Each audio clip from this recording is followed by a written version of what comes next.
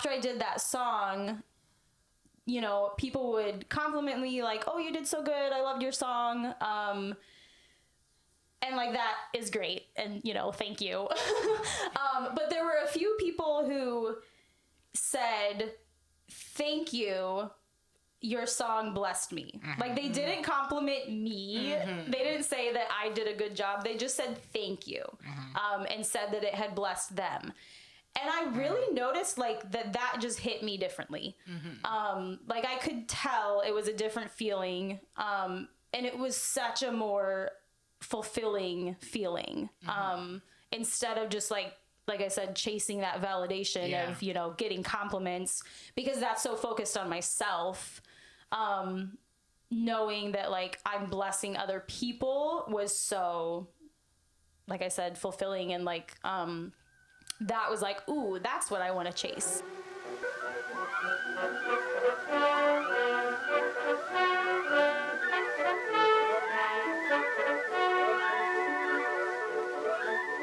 So I was supposed to think of something to say to start the podcast. I thought you would have written a poem or something, or a prayer. Right. We need like a creed. Well, so there's this history podcast I've been listening to. I mentioned it last time, the one about like massacres and tragedies and stuff.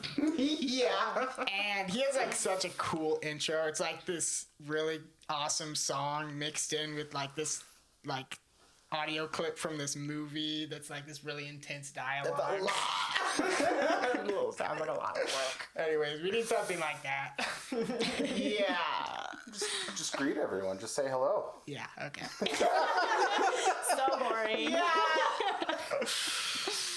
All right, well, welcome to NewLifeCast, episode, gosh, I can't remember at this point, 10. Right, yeah, I think it's 10. Episode number 10. We're just talking about how we need a cooler intro, so just imagine you just listened to an awesome intro. Anyways, We'll edit it later. We'll edit it. Our guest today is my older sister, Jenna McFarland. Hello. Very excited to interview her. We were just talking about how she is our youngest guest so far, other than ourselves. Won't say her age exactly, but young. Not that young. She's young. Anyways, I'm really excited for this episode. I am as well. I have known Jenna my whole life, obviously. Or I guess she has known me her whole life. No. She has known me my whole life. I met you when I was 4 and a half. That's what I meant to say. You said my life. Well, you know. Anyways. Fake news here. I just want to say that I really love Jenna, and I'm super excited to interview her.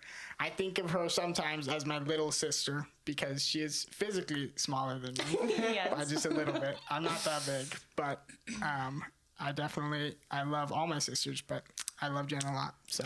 The most. So she's your favorite. I didn't say the most. No. That's what You said a lot. That's what you said. That's the clickbait. That's a good. Yeah. I love Jenna the most. That's a good clickbait. I'll keep that one in mind. Okay, so we always start with the same question because you are probably one of the most I told avid Jerra listeners. I've been practicing. Yeah. What is your favorite color? Are you wearing it? Kind of, yeah. Kind of. So that's my favorite color too. Is like Yes. a foresty green.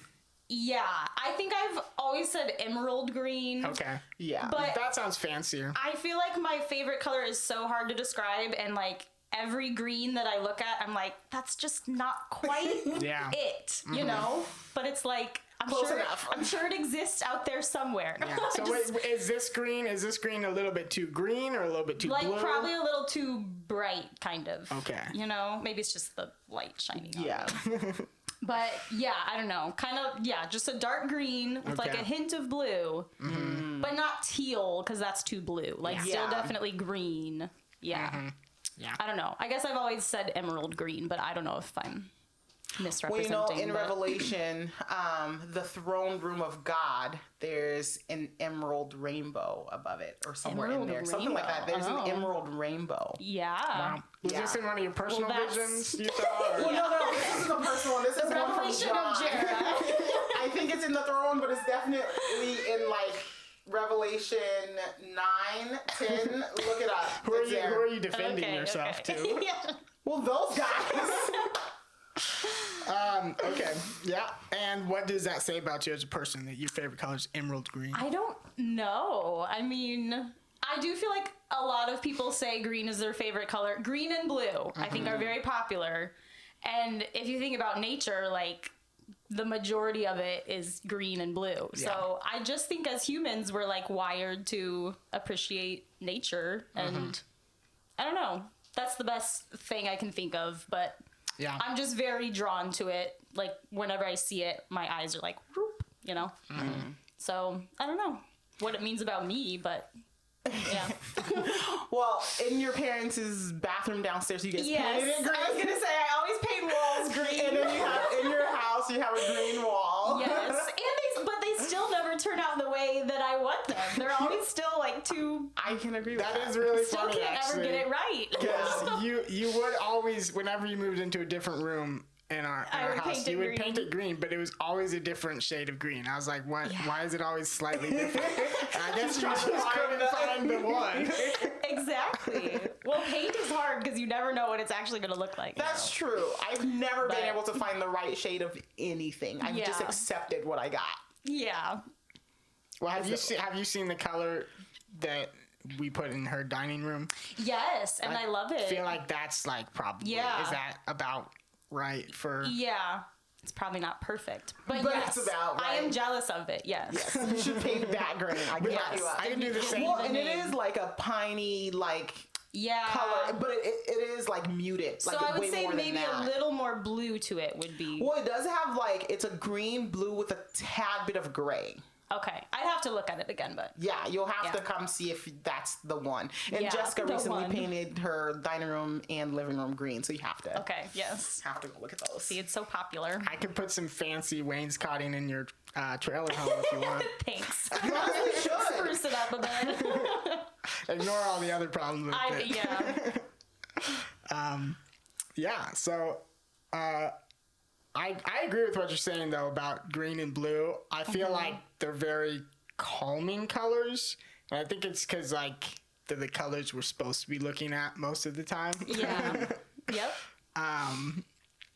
But we don't look at a lot of blue and green. I mean, you do, like grass and stuff, but it depends. sky, It depends on where you live and whatnot. But Yeah. I feel like that's probably God's favorite color, too. There you go. Like, he really That's why likes it's those my colors. favorite color. But he also, yeah, so it just means you're holy. Yes. He also has, like, streets of gold. But I feel like gold Yeah. accents look Gold really and nice with green. Yeah, I like that too. That's true. Well, I guess I have that in my house. That's probably why I'm making that. You've just found everything that I want in life. Well, you should do it. You should do it. It's basic. It's on YouTube. what is your earliest memory, Jenna? Oh yeah. Okay. When I think about this, the only thing that comes to mind, and it might not really be my first, but I was either 3 or 4, I don't really remember, but it was my birthday and Mom had baked a birthday cake that was sitting on the stove, and I climbed up and started just eating my cake off Nice. the stove. I also remember as a kid, I got into Christmas presents before Christmas, and that, yeah. So that's the type of kid I was. I guess I was a little naughty, and now my kids are trying to get all their Christmas presents right now too. Comes full circle. So yes, it's all paid back. But yeah, I think I don't have a lot of like event type memories, but I can picture like the houses that we lived in and stuff. Mm-hmm. So I remember the White House with green shutters. That's how we refer to our houses, to the colors. But I remember that room or that house because it had a green room in it with like this ugly green carpet, and I just remember being there. And then we moved to the country, which I think is where you guys were born. Is that right? I When we think lived so, there? but I don't have any memories. You don't from remember that it, house. yeah. So that was super fun. I do remember quite a bit living there. Like when the people brought this litter of puppies to our house. And for whatever reason, our parents let me choose which one we got, and everyone else wanted one that had a J marking on it because of the drinking tires, and whatever me being myself was like, no, I want this one. And then that ended up being Duke, which was, have you heard? Yeah. You should tell I'm sure just the worst dog in existence that chewed our phone lines and would chase us kids, and I don't know, just like a horrible dog. And eventually Dad just shot the dog and buried it in our garden or something. I don't know. I might have made that part up, but anyways, so that's How always did you kind of. I never knew that you were I've the one. always felt that. Yeah, I was the one. I don't know why Mom and Dad just let me choose. That is a lot of pressure. This dog is off. Did you feel the weight of, oh my gosh, this is my fault? I mean, as a kid, I didn't, but now I'm like, oh, I guess I feel bad for everyone. But as a kid, I was just like, yeah, I want this one. I don't know. But so yeah, the country was super fun. I do have quite a few memories from that house, I guess. And so how old would you have been when we moved away from there? Oh, I don't remember. I mean, I would have been about 4 or 5 when we lived, I guess, yeah, I don't know. You'd have to ask Mom. Yeah. I don't remember how long we lived there. But then we moved to Iris Avenue, Where Matt and Andrea are. where now. Matt and Andrea are now, yeah. And I have a lot of memories from that house, too. That was good times. Because I had tons of, neighbor friends in that neighborhood. Do you remember the So that time was that fun. Dad beat a raccoon to death with a Swiffer? Yeah, with a Swiffer. Do you have an actual memory of that? Because I feel like I don't have an actual memory of it. I think so. I just have this memory that my brain has created because it's Right. such a great story. I have the picture in my head, so I think it's real. But there's probably some memories like that I've created. Yeah. But Josh and I have I a big think so. problem with that because there's multiple things that we disagree on. you remember differently. No, Oh. we remember it the same, except for we think it's our memory. We disagree on who actually had the memory. Because I guess one of us told the other one about it at some point in time, and then it just became both of our memory. The big example is this dream that we had about these 2 Captain Crunch people throwing stuff at each other, and he swears that he's the one Maybe who you had guys the had dream. the same but dream. No, well, it's a possibility. It's happened Twins before. are weird. We think we might have had a few dreams that are the same, yes. But this one, I don't think he actually had the dream. Well, he doesn't think you have the dream. Jerra's oh, man. Yeah, I don't know. Funny. Well, can you describe your dad? Because I've never heard that story. Him beating a raccoon with a Swiffer. Is that how we want to spend our time? Well, I mean, maybe not, but it's a good story. I mean, not I just have a picture in my head, but not the actual. I don't know. The scene. Yeah. Okay. It's not the a video. It's circumstance. just a picture. Yeah. So I don't know. What I know is that the raccoon just showed up on our back porch or something. He was trying to get it to leave, and it wouldn't leave. And so he just grabbed the closest Weapon. Sir, oh my gosh. I think he threw. Since he didn't have his gun anymore. Well, I'm here in the city, so I think he ended up throwing the raccoon and the Swiffer in the trash. In the after that. trash. Yeah. Wow. Yes. Ew. Yeah. Which we just caught a mouse in our house yesterday, and Justin tried to put it in my kitchen trash, and I was like, No. no. Take it to the No. dumpster now. Yeah. So it must just be men are just Gross. okay with things that are not okay. We're not afraid of the plague, you know. Well, I am. Oh, mice. Oh. And it's winter and they're getting in. Yes. Anyways, get me started. So, I guess that kind of segues a little bit into my next question, which is, how would you describe your childhood, and specifically just, our parents and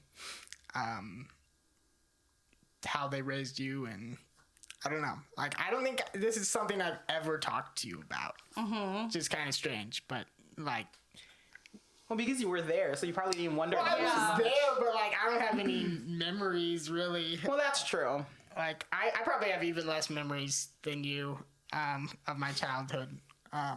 Although maybe, I don't know, maybe we both don't have a lot of memories, but anyways. What was Yeah. it like growing up in a Jergensmeyer What household? was it like growing up in a Jenna'S household? Because I don't remember. Well, I mean, it's interesting. We've shared like the same experience, but we probably have very different Yeah.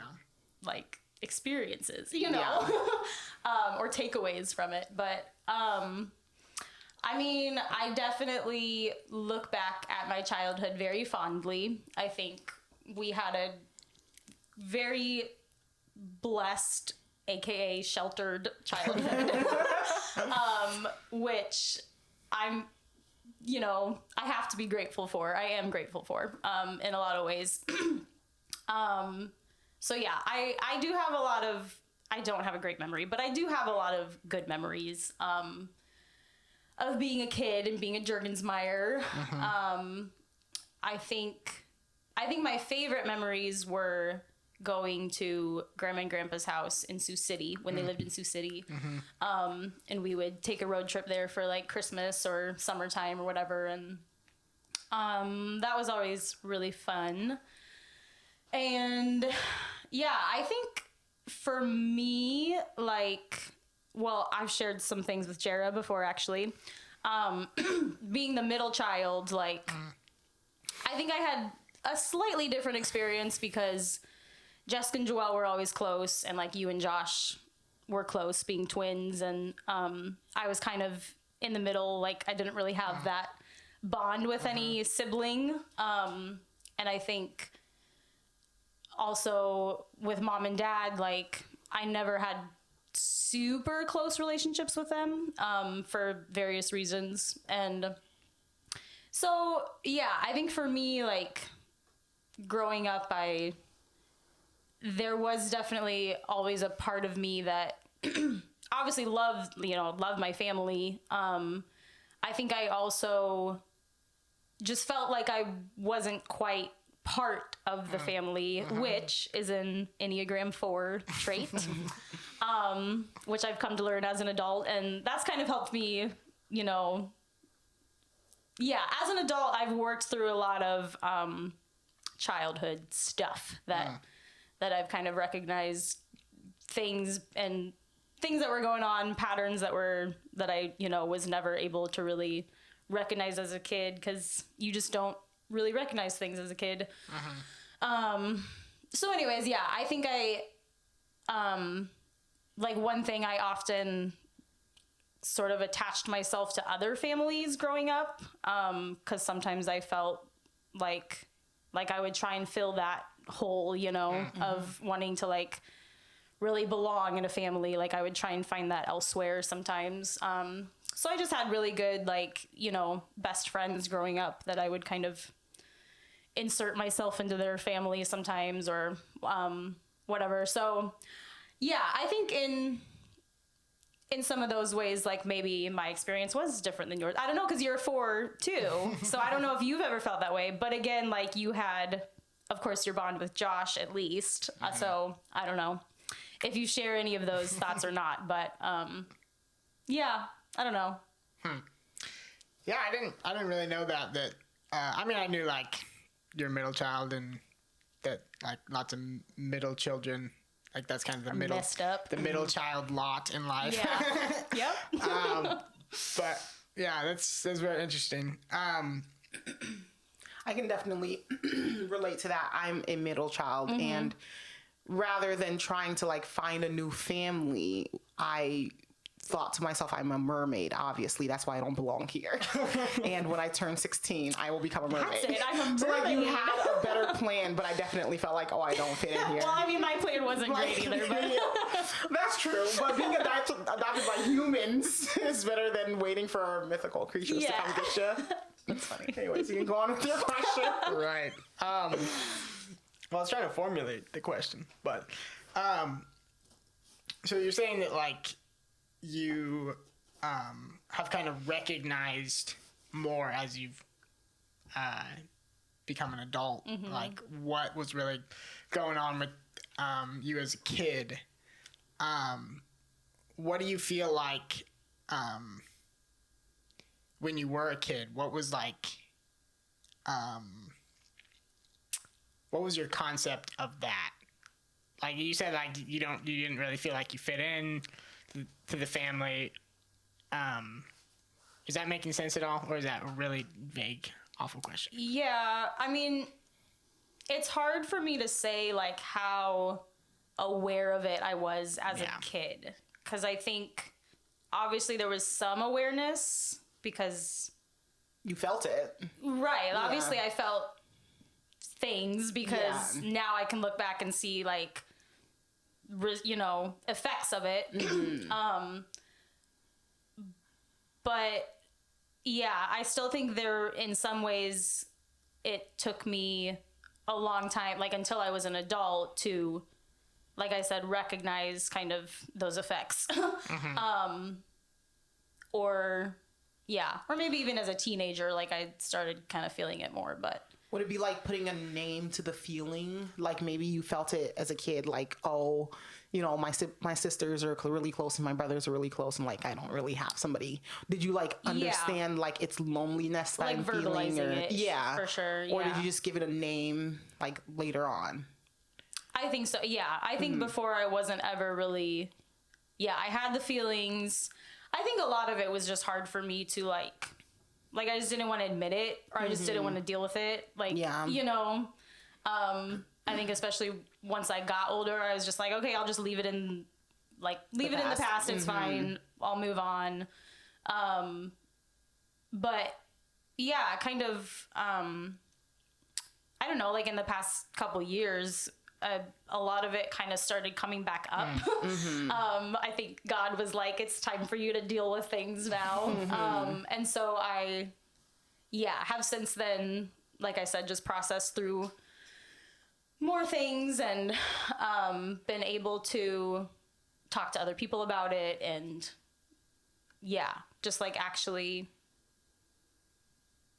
verbalize things and admit that that's I feel like telling the truth about perfect, yourself and telling the truth about like your experiences is really hard, because then you have to like, especially when you have to say it, then you have to hear it. And I don't know, there's something about saying something out loud that just kind of makes it really real. Yeah, you have to admit that it's real. Yeah, then you have to like confront it. Whereas if you don't say anything about it, if you try to not think about it, because then I can be like, well, it's just all in my head. Yeah, and, then you can like not validate yourself, and tell yourself the excuses. But once you say it, it kind of feels like you have to look at it now. Yeah, for sure.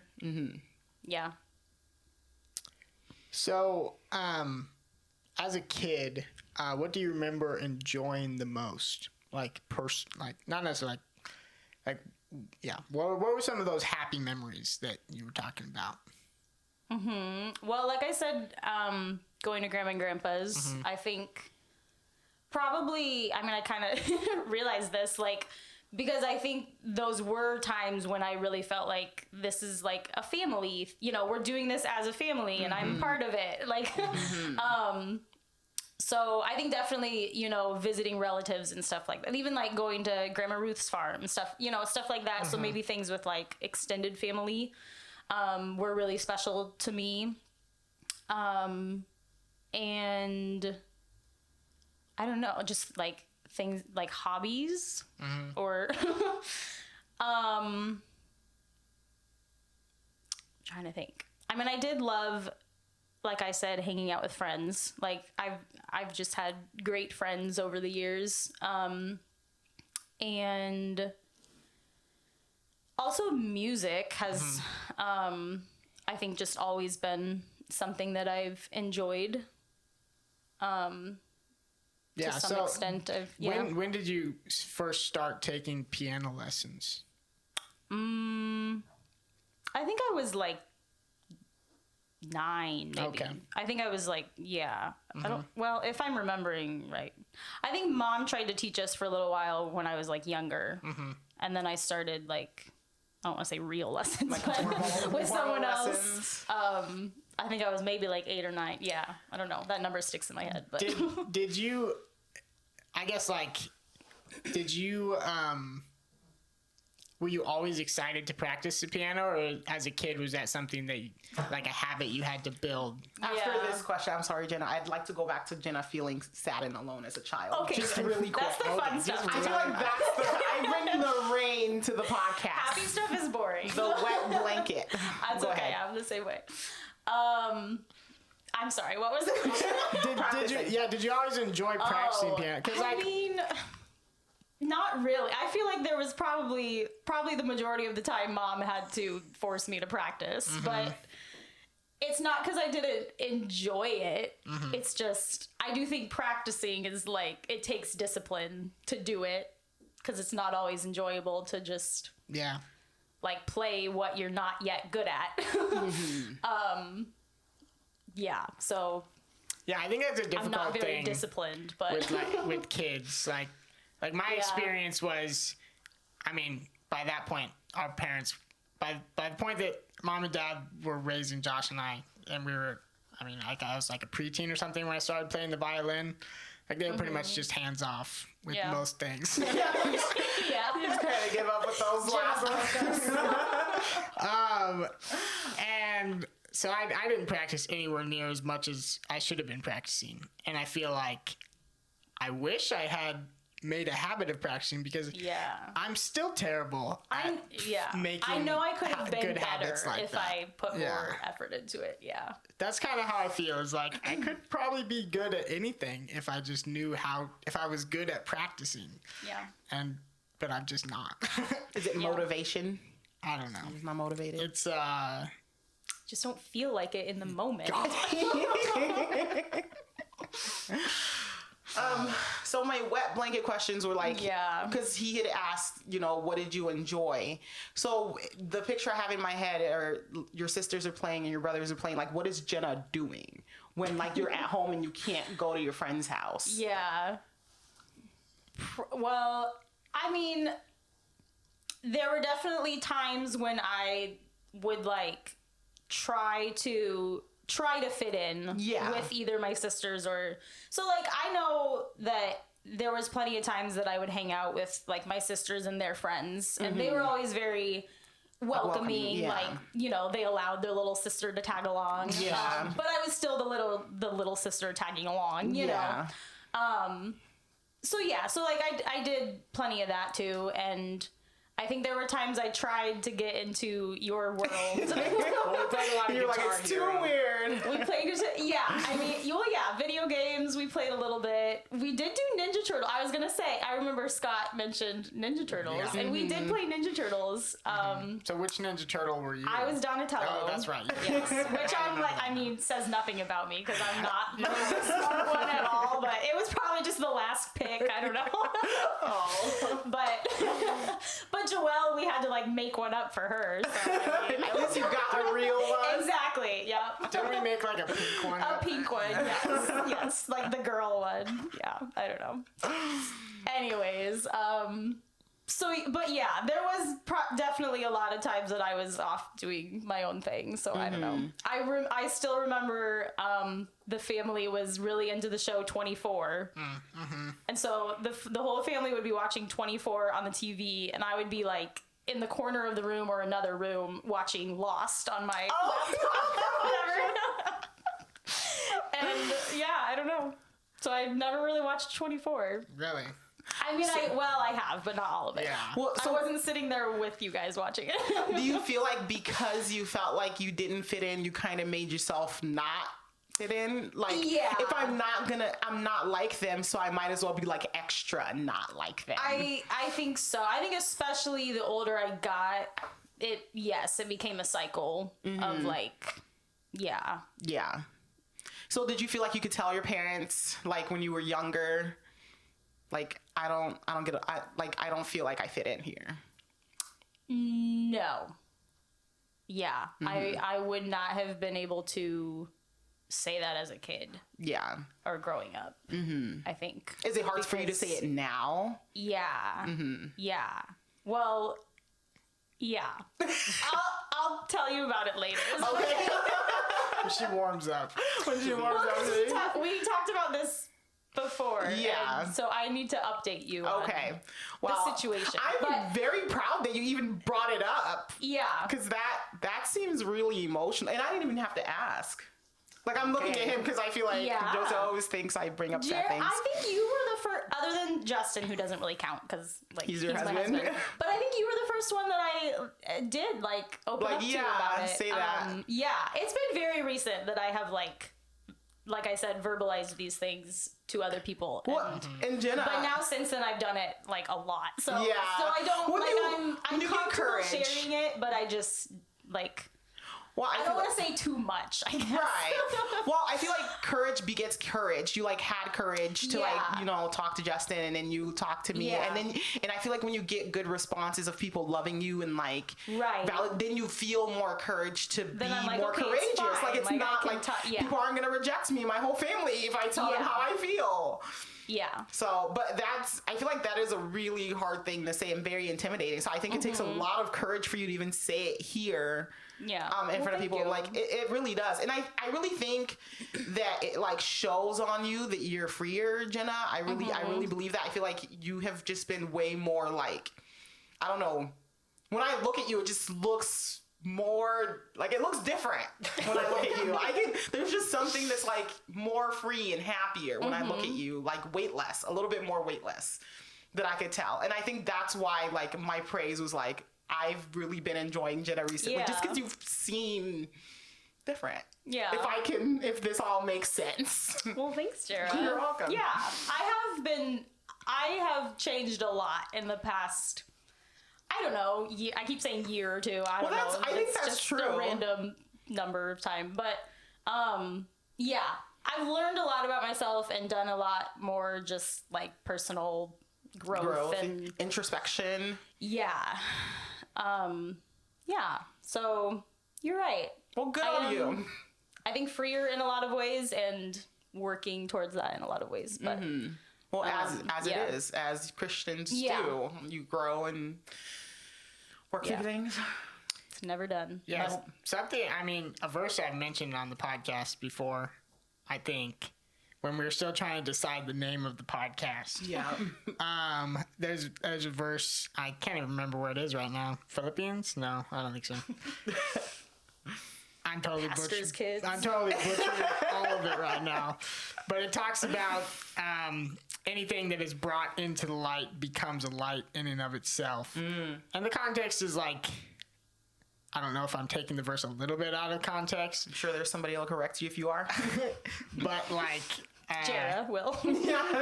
It's just this idea of when, not necessarily even like sin, but difficult things or whatever that we've gone through, when that gets brought into the light, it can become a light to other people. Yes. So I've definitely learned that just, God can take a broken situation and redeem it and like use it. So I definitely know what you mean. I did, I guess I'll share, like, a while back, when I was starting to really, like, I was just getting triggered all the time and, like, just really emotional about all of it. And there was a time when I just went for a walk and was, like, crying out to God about it, and he, I feel like I kind of renewed myself a little bit, which I know you can't do, but That's not true. Joelle has told me she can, so But Joelle's never struggled with anything, as far as I understand. So. Okay. No. Anyway, basically I was finally able to like admit just to God. I hadn't talked to any person about it yet and admitted to God, like, yeah, I have all these hurts and there's all this stuff, But he just really gave me the truth that, like, my family never had the ability or responsibility to give me my worth. But, like, that only comes from him. Yeah. And, yeah, so I think I've kind of thought about, like, well, why didn't God just give me the perfect family that I needed, like to fit my every emotional need or whatever. But God has taught me, like, well, he did that on purpose because he is the one that has to fill those needs. And like, He's your I perfect just had to family. learn that, you know, over however many years. But, yeah, so I guess with that verse that you shared, like, God definitely just uses imperfect situations, you know, When you bring it to the light, you encourage other people who are going through that. Yeah. And then So, you can like speak into their life. yeah, definitely. For all those middle childs out there. Yeah. what encouragement would you give to someone who feels like they're resonating with what you're talking about of not fitting in with their family? And I mean, I guess I would just say that like you have to find your worth in God, which of course I have known forever. And like, you know, for whatever reason, I had never applied it to that part of me. So I think you do just have to come to that truth that like, even your, I mean, it feels kind of crazy to say even your family. Like, I think especially as a kid, you just think, well, they're my family. Like they should love me, which they did, but you know, but I didn't always feel it.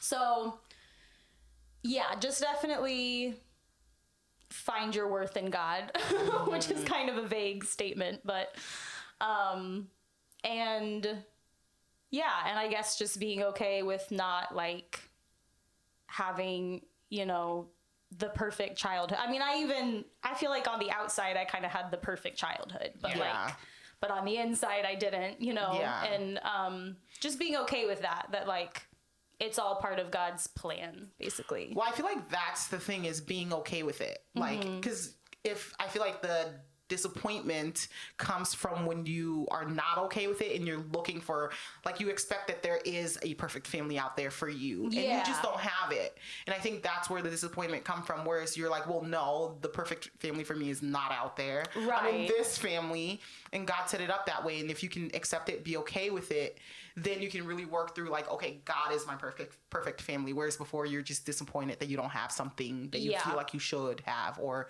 that actually does exist. For sure. But you're telling them, no, just give up hope on that now. Like you won't find it. It's only in God. Yeah. Because I've definitely lived a lot of my life just like wanting other people to make me feel loved and not like do my part of, you know, reaching out and or whatever. Like, just waiting for other people to make me not lonely or something. Like putting it on other people. Right. Right. So that's another thing too, is like you can't blame other people for you know, it's not their ability or responsibility. That's a really good my little saying. Well, it's a really good way to put it. And it just puts a lot of stress on relationships. Because like I feel like the person that's in a relationship with you now might feel that like, I feel like I need to make Jenna happy, where I feel like I need to make Jerra happy. I need to do this. And that's like not necessarily their problem. Like that's on you and that's between you and God. Yeah, for sure. So this is kind of like, this is still related, but it's kind of an odd question. But do you think you had all of your kids so close together so that none of them could be middle children? Because like, I don't even know like which of your kids would be a middle child. Close together, no, because that was not that was on consideration. We won't go. I am glad that they're close together because of that, because then they can kind of all be in the same stage of life, and you know. So I am glad that they're close together. But so, do you think any of your children will feel like a middle child? I hope not, but probably. Well, I mean, no, I do think that. Okay, I feel like 5 is just the worst possible.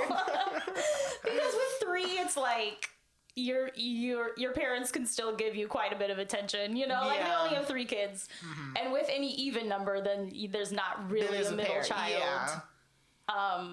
Like, it has to be an odd number, you know? Yeah. And then with more than 5, it's like there's multiple middle children that aren't getting the attention that they need. Well, if you have 6, then there's hopefully the 3s. Right, then there's not really a middle child. Or there's multiple and they can just, like, be there for each other. Yes. Yeah. So, like, Lolo and Winston might end up being the middle children, but at least they're both the middle children, and it's not just one of them. That's true. So I am glad that I had 4. if that's also your question. I am glad that I had 4 because there is no middle child. Yeah. But they're all still going to end up messed up anyways. Oh, yeah. They'll grow up and have different memories of how everything went. Exactly. Why did you and Justin... Someday they'll be on a podcast. Yeah, how I failed them all, so... I think you and Justin are very loving parents, so they've got that going for them. Yeah. But to just kind of go back to a little bit of the biographical stuff. So growing up as a Juergensmeyer, we've talked a lot about that. Moving into like high school, what do you feel like your experience was there? Yeah, I think high school is, I mean, I think the same thing kind of kept perpetuating. So like when I think of high school, I definitely think of friends. Like I definitely, sounds stupid, but I feel like high school was my prime, like so like socially. 'Cause I did have great friends, and I mean, depending on what group of people I feel like at the church I was kind of like the popular girl, like in the youth group, you know. And so I did definitely, you know, I had that feeling of like fitting in and belonging. I mean, certainly still had insecurities or whatever, but yeah, so I definitely I cherish a lot of friendships that I had in high school. Yeah. All the youth group kids and homeschool kids. Yeah, you were actually quite a bit more social in the homeschool group than Josh and I, from what I remember. Yeah. Anyways. But Josh and I were not very social. Yeah. So. Jessica was too. She knew a lot of people in the homeschool, and then Joelle didn't really, I think, do a lot of the homeschool. And then, yeah, I kind of did. It took me a little while, though, to, like, get into, feeling like I was part of a friend group there. So I think it wasn't always that way, but I did do quite a bit there. Yeah. Did you do, like, plays or sports? I've never played sports in my life, Jerra. I did one play, and I wish I would have done more, because that was kind of like the gateway into being a cool kid in the homeschool, was doing play, not being a cool kid, but like belonging. Yeah. I don't know. At least for me, it was any value. exactly. And that was until my senior year that I was really involved in a play. So, but What play was it? Pride and Prejudice. Oh. I was Lydia. Like one of the, I was like, there's like the 2 youngest girls are Lydia and Kitty. Okay. And so we were we That's just a good like part. screamed and giggled a lot because we Yeah. were just like crazy. Yeah, it was super fun. That was a fun experience. That was my only like acting experience, really. I've never really been an actor, but Yeah. other than like church, like the Joneses would do church plays, but I was really young then, so. Yeah, I did Spanish class too at the homeschool, and that was really fun. I feel like our Spanish class was tight. Yeah. So, yeah. Did you feel like you were able to do much like artistic creativity stuff in high school? I mean, I definitely spent a lot of time like doing music, because I played piano, I played guitar a little bit, I sang, like I was in choir, I was on worship team or band or whatever. Yeah, so like I did music a lot. Writing music was something that I never did back then. So that's a more recent thing, but I definitely spent a lot of time like doing music. Yeah. So it was still, yeah. Did you read much? Because I feel like you read from what I remember, at least I remember you reading the Harry Potter series. But I can't remember if you read a lot other than that. Yeah, I used to enjoy reading. I do think I mostly just read a lot of like young adult fiction. I liked Percy Jackson. Oh yeah, that's right. The Chronicles of Narnia are my favorite for sure. So I've read those multiple times. I was in that play. You were in that play. Nice.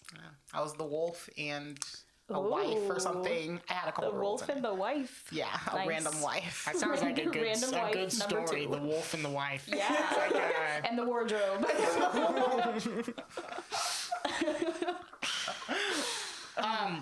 what year would it have been that like Oh, I don't know years.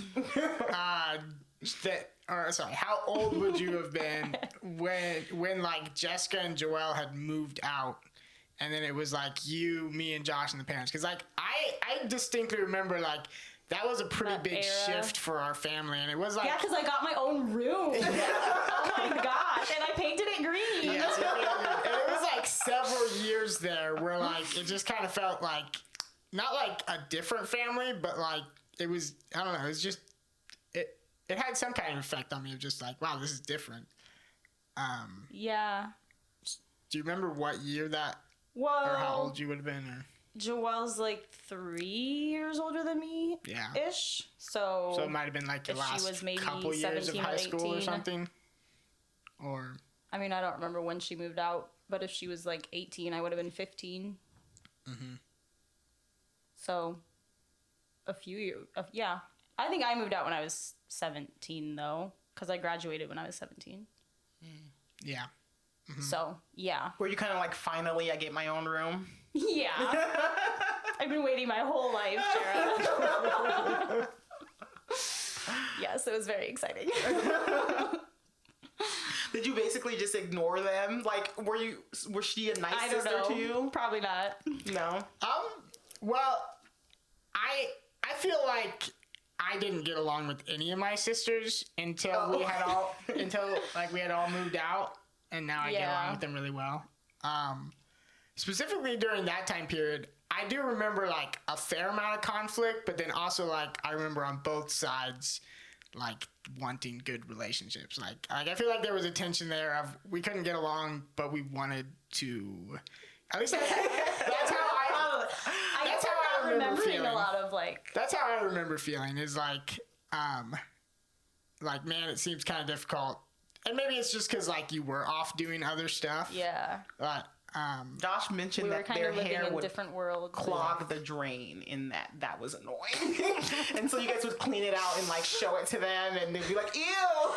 So I don't remember that.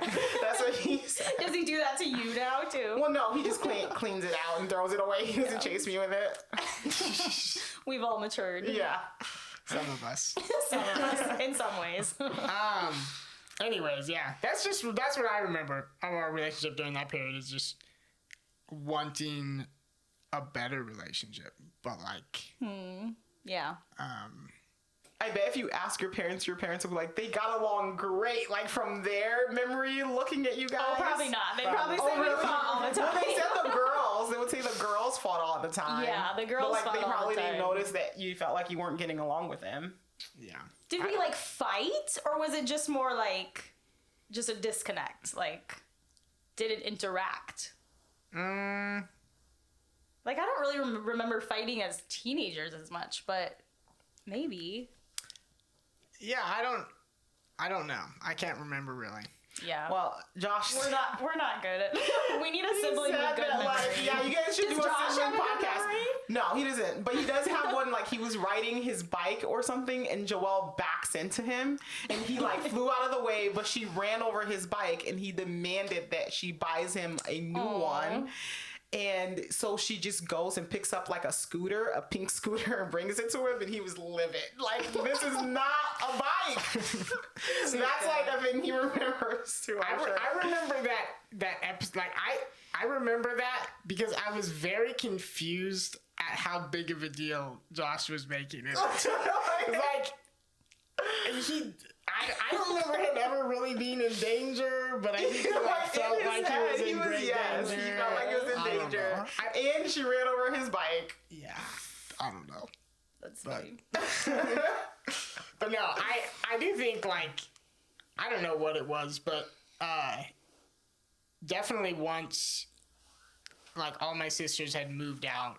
Like Joelle especially, I always had an awful relationship with Joelle when we were kids because obviously she was a bit more rules oriented and would actually tell us to do things, and so never gonna get along. But like now, I mean, I have like an awesome relationship with Joelle and Jessica and you, and I don't know. I guess I just share that as like there's hope for parents, you know, who feel like their kids fight all the time. Like I think we have such awesome relationships now, and I just love I love being close with my family. Like I understand why people like move away from their family and whatnot, but But it's great when you don't. it's great. Yeah. It's great when you don't, and you don't have like a bunch of unresolved conflict. Like that's one really weird thing about our family is I feel like there's no unresolved conflict between like us as siblings. Yeah. I don't Well, know. Jonah has been wanting to tell you. Which like I just feel like I haven't met a lot of other people who like their siblings are people that as adults they don't have some kind of beef with. Yeah. Yeah.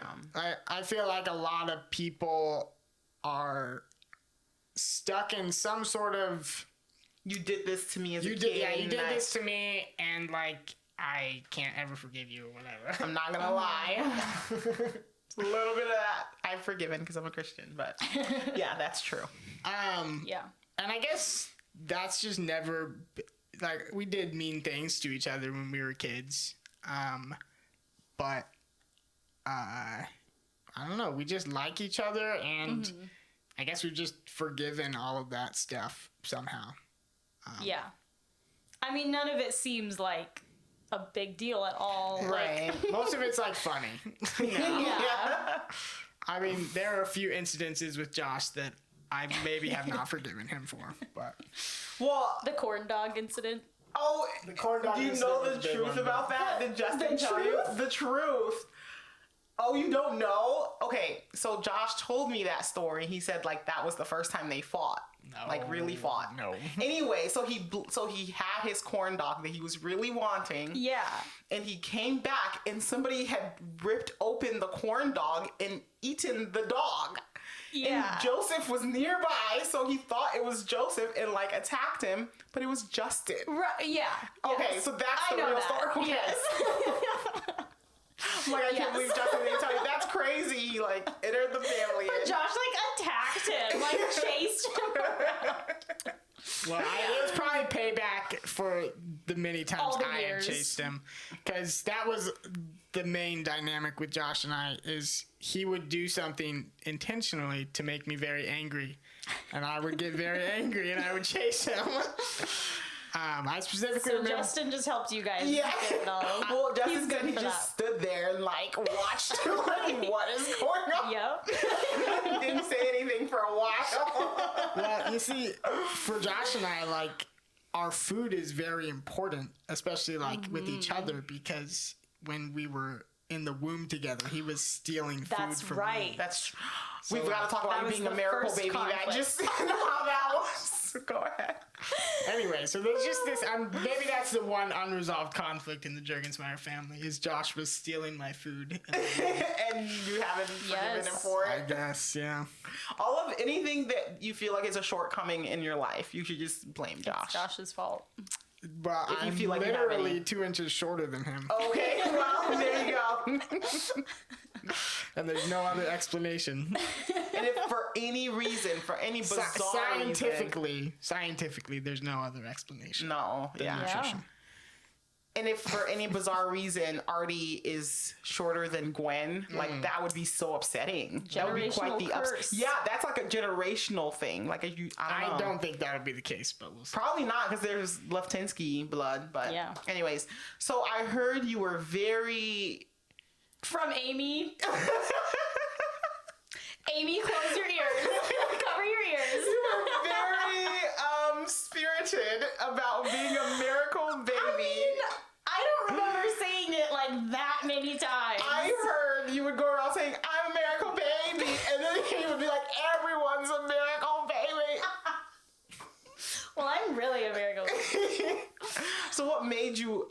miracle baby? Well, my mom had a miscarriage before me, and there was something, I don't even know, like specifically what, but there was something wrong with the placenta, like baby wasn't getting nutrients or whatever.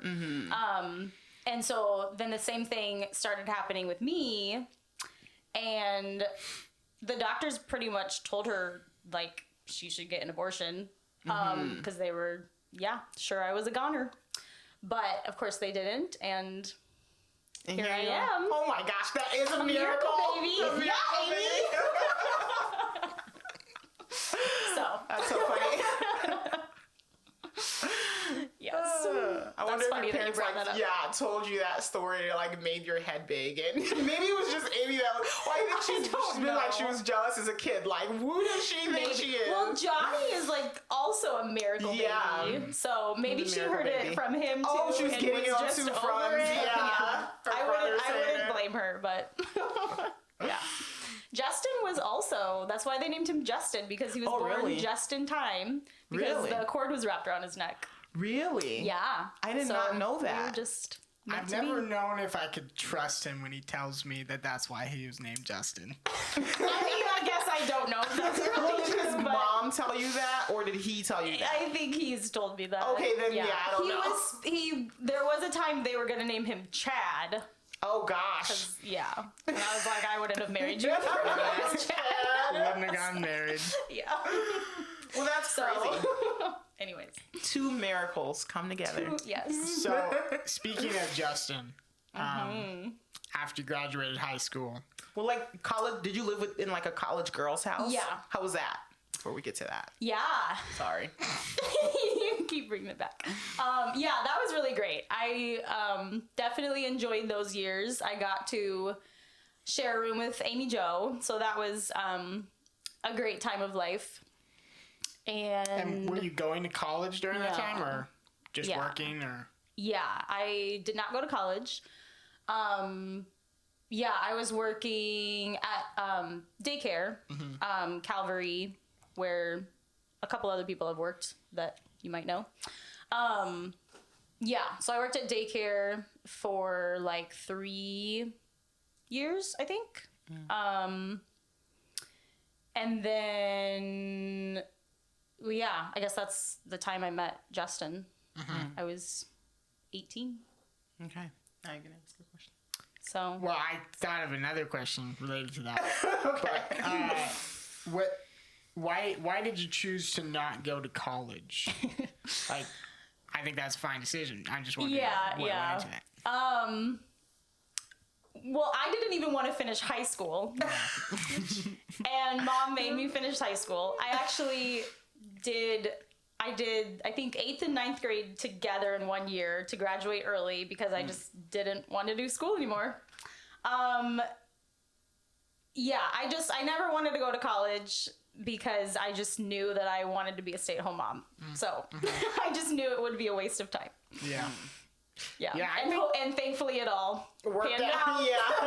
Otherwise, but Yeah, I'm happy that I am a male, but also I wish I had the option of just saying I'm going to be a stay-at-home mom. So. Azalea told me today, she's like, when I grow up, I'm gonna work and my husband's gonna stay home. I was like, all right, you go, girl. How progressive of her. I know. Yeah, and I know there are like stay-at-home dads, and I don't personally I don't think there's anything biblically wrong with that necessarily. But like, I know for myself, like it is still important to me to provide for my family. Yeah. But I've never been able to care about having a career.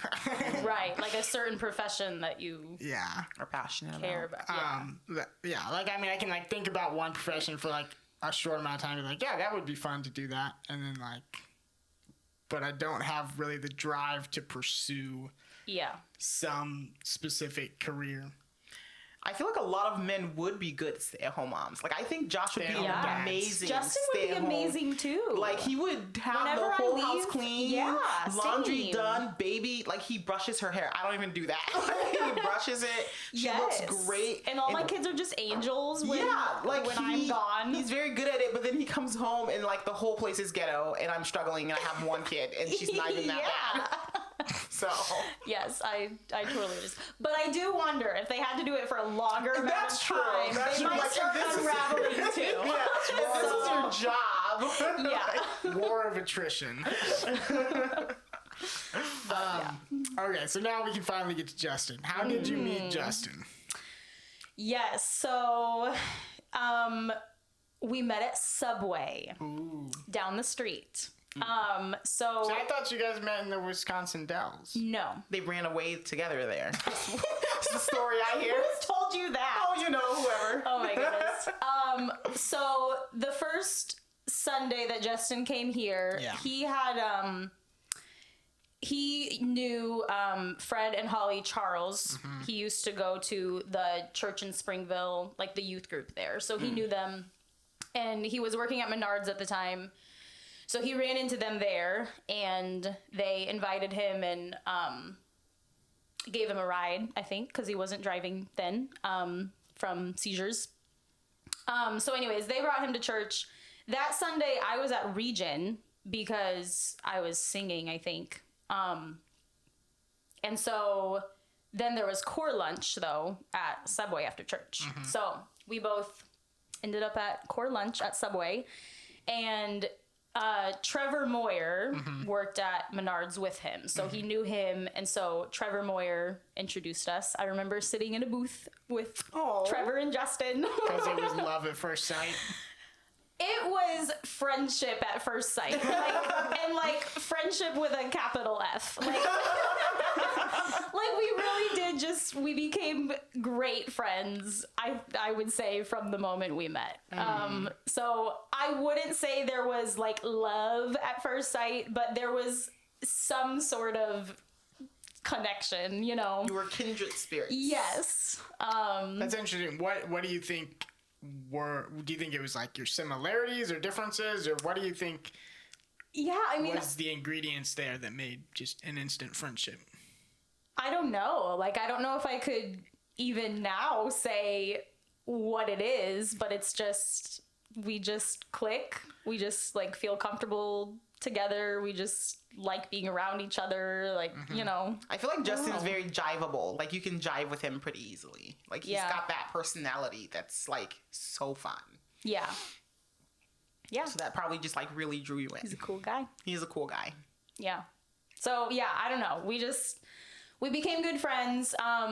Then we did, so that was like December, when we met, I believe. And then that next summer, we did both go to the Dells for a leadership training thing, like for the whole summer. So was that like a so happens, or did you guys talk about it and say like, hey, let's sign up for this.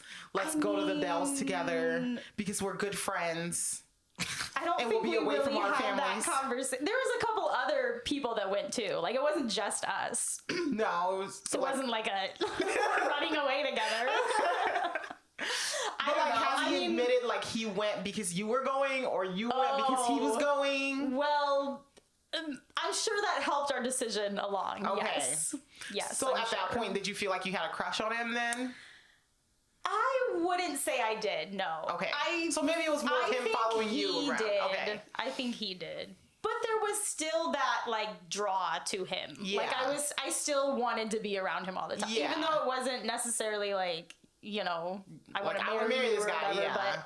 But yeah, I don't know. Okay. We still spent a lot of time together, and so I don't know. Everyone says you guys were in love and you liked each other, and I'm just maybe, like, you know. Well, you probably didn't know it at the time. Yeah. You just like. I think it can be hard to differentiate those feelings. Like, is this friendship, love, or is it more, you know? Yeah. So I don't know. I don't know when it was that I, you know, fell in love or whatever. Yeah. But Well, had you had a crush on a guy before that? Yeah. Okay, I was gonna say we've never asked that of someone. You're the first Do you want me to give you the list? Yeah. Whoa. Did you consider marrying before? I just asking because people have very different experiences with that, and like my wife Elena, she had never had a crush on a guy. At least that's what she claims. I had plenty. Well, actually, she says there was like this one guy that she was into for a little bit, and he had a mullet, but it wasn't. I never very liked a guy long. with a mullet. Anyways, I just didn't know if because something that I've struggled with her is like trying to figure out did she. Oh, this is way too big of a topic. I don't want to get into it right now. Did she ever love me? Yeah. Trying to figure out does she not have the feelings that she should have, or does she just not know that she has them? Okay, I It's feel a like little she bit of both. didn't know. A lot of people who feel like, oh, I never felt it. I never felt this way, or I don't have feelings. I feel like no, you just don't recognize that you have that. You don't have the words to put it. Because I refuse to believe that people can be that way. Yeah. Just the strong way I feel for no Well, reason. I will say, obviously, it's 1,000 times better to marry someone that you are best friends with. Yes. And, maybe you don't have enormously strong romantic feelings. Yeah. But, that friendship is going to get you so much farther than the romantic feelings. Yeah. So, I agree. I think obviously we idolize that, or we chase that, oh, I want the romantic love, but that's gonna not last, or that's or that comes and goes. So I'm very thankful that we do have the foundation of friendship that we do, because Well, once your kids go and things come and go, you guys will still have each other to be friends with and enjoy. yeah, we still, it's been almost 10 years, and You still enjoy each other. yeah, we still just love being around each other. Yeah. So when you ran away to the Wisconsin, With did my you guys? boy. Yeah, with the boy and left your family. Is that when you guys started dating, or? No, we started dating after that. So October is when we officially started dating. So a couple months maybe after we got back. Okay. Yeah. So, and then we dated for 2 months, and for Why is that? half of that, air quotes? we dated. Okay. I don't know, I did air quotes. We dated for 2 months, but half of that I was living in Indiana because I went to visit friends that we had met in the Dells. So I went and lived with them for a month. So we really Jenna, you were dated really a month. doing things. Just, Yeah. Oh my I was gosh. in my prime. Yeah, Jess. so Then I got fun. married.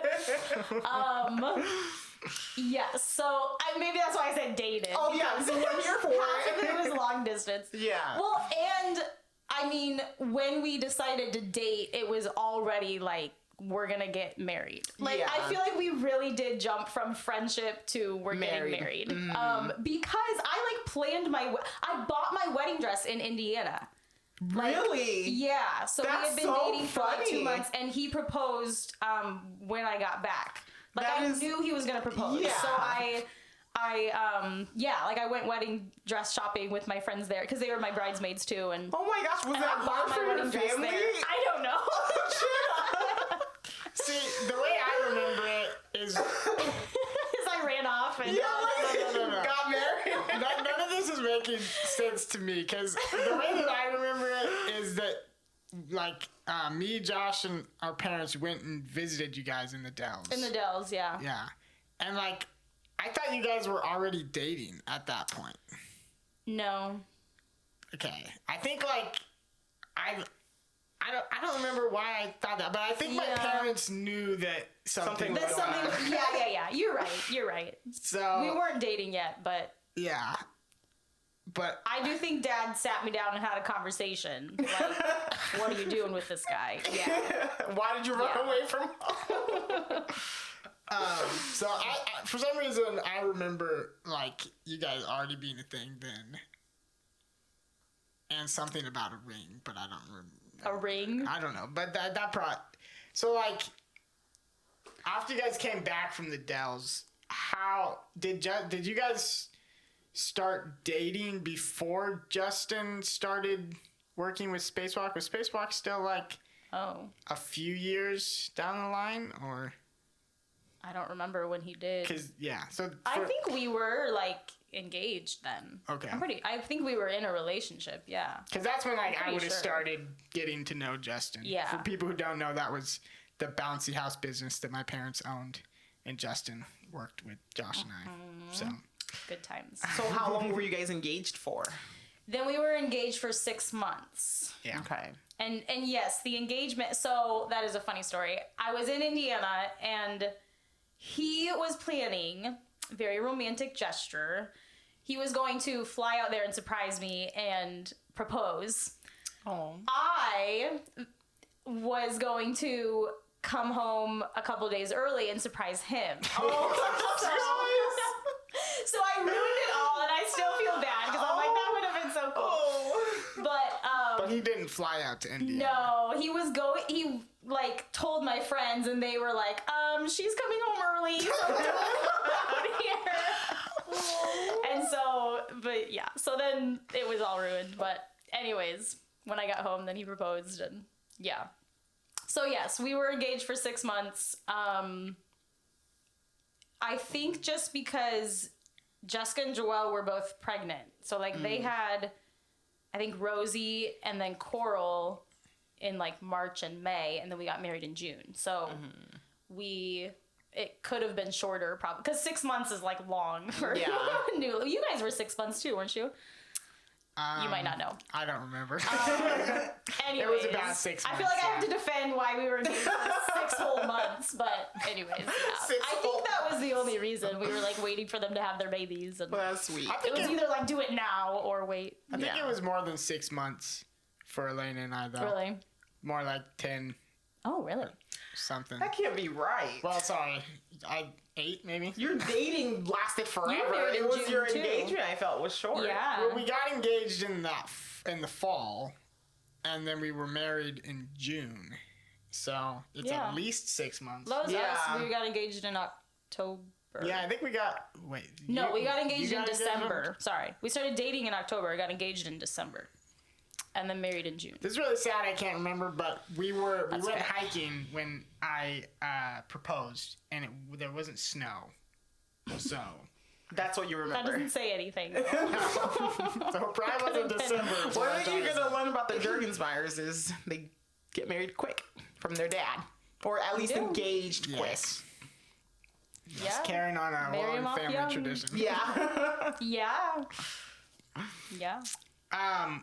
Okay, so something we haven't talked about very much is your relationship with God. When would you say that you accepted Jesus into your heart? Yeah. Okay. I knew you were going to ask this question. I actually, this is another thing that I actually don't think I've really shared with anyone, other than Justin, maybe. I not 100%, but I've started to believe more and more that I was not saved until I was an adult. Like maybe a couple. I wish I like Wrote it remember down, the yeah. date. Yes. But maybe like a couple years ago or so.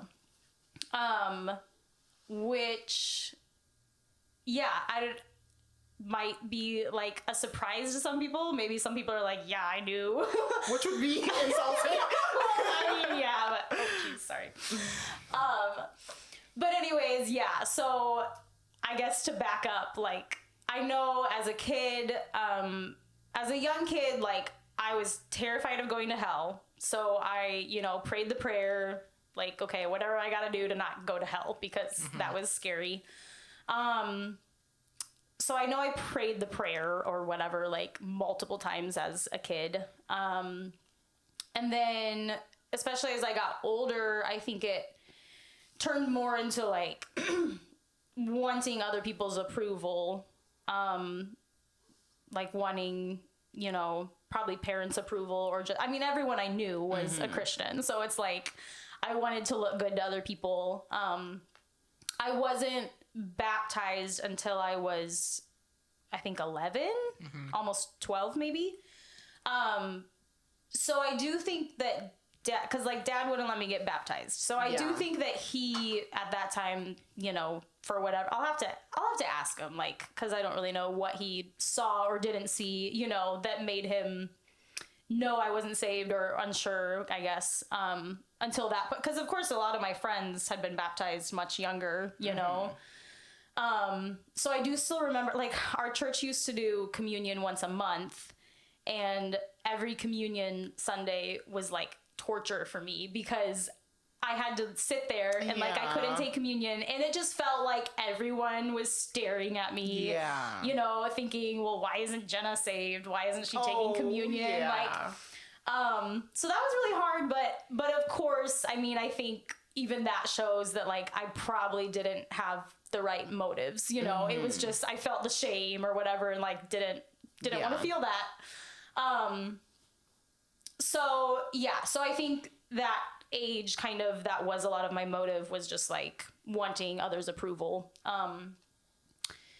So, I mean, I don't know, like when I did get baptized, I remember feeling real, like it felt real at the time, you know, I would say.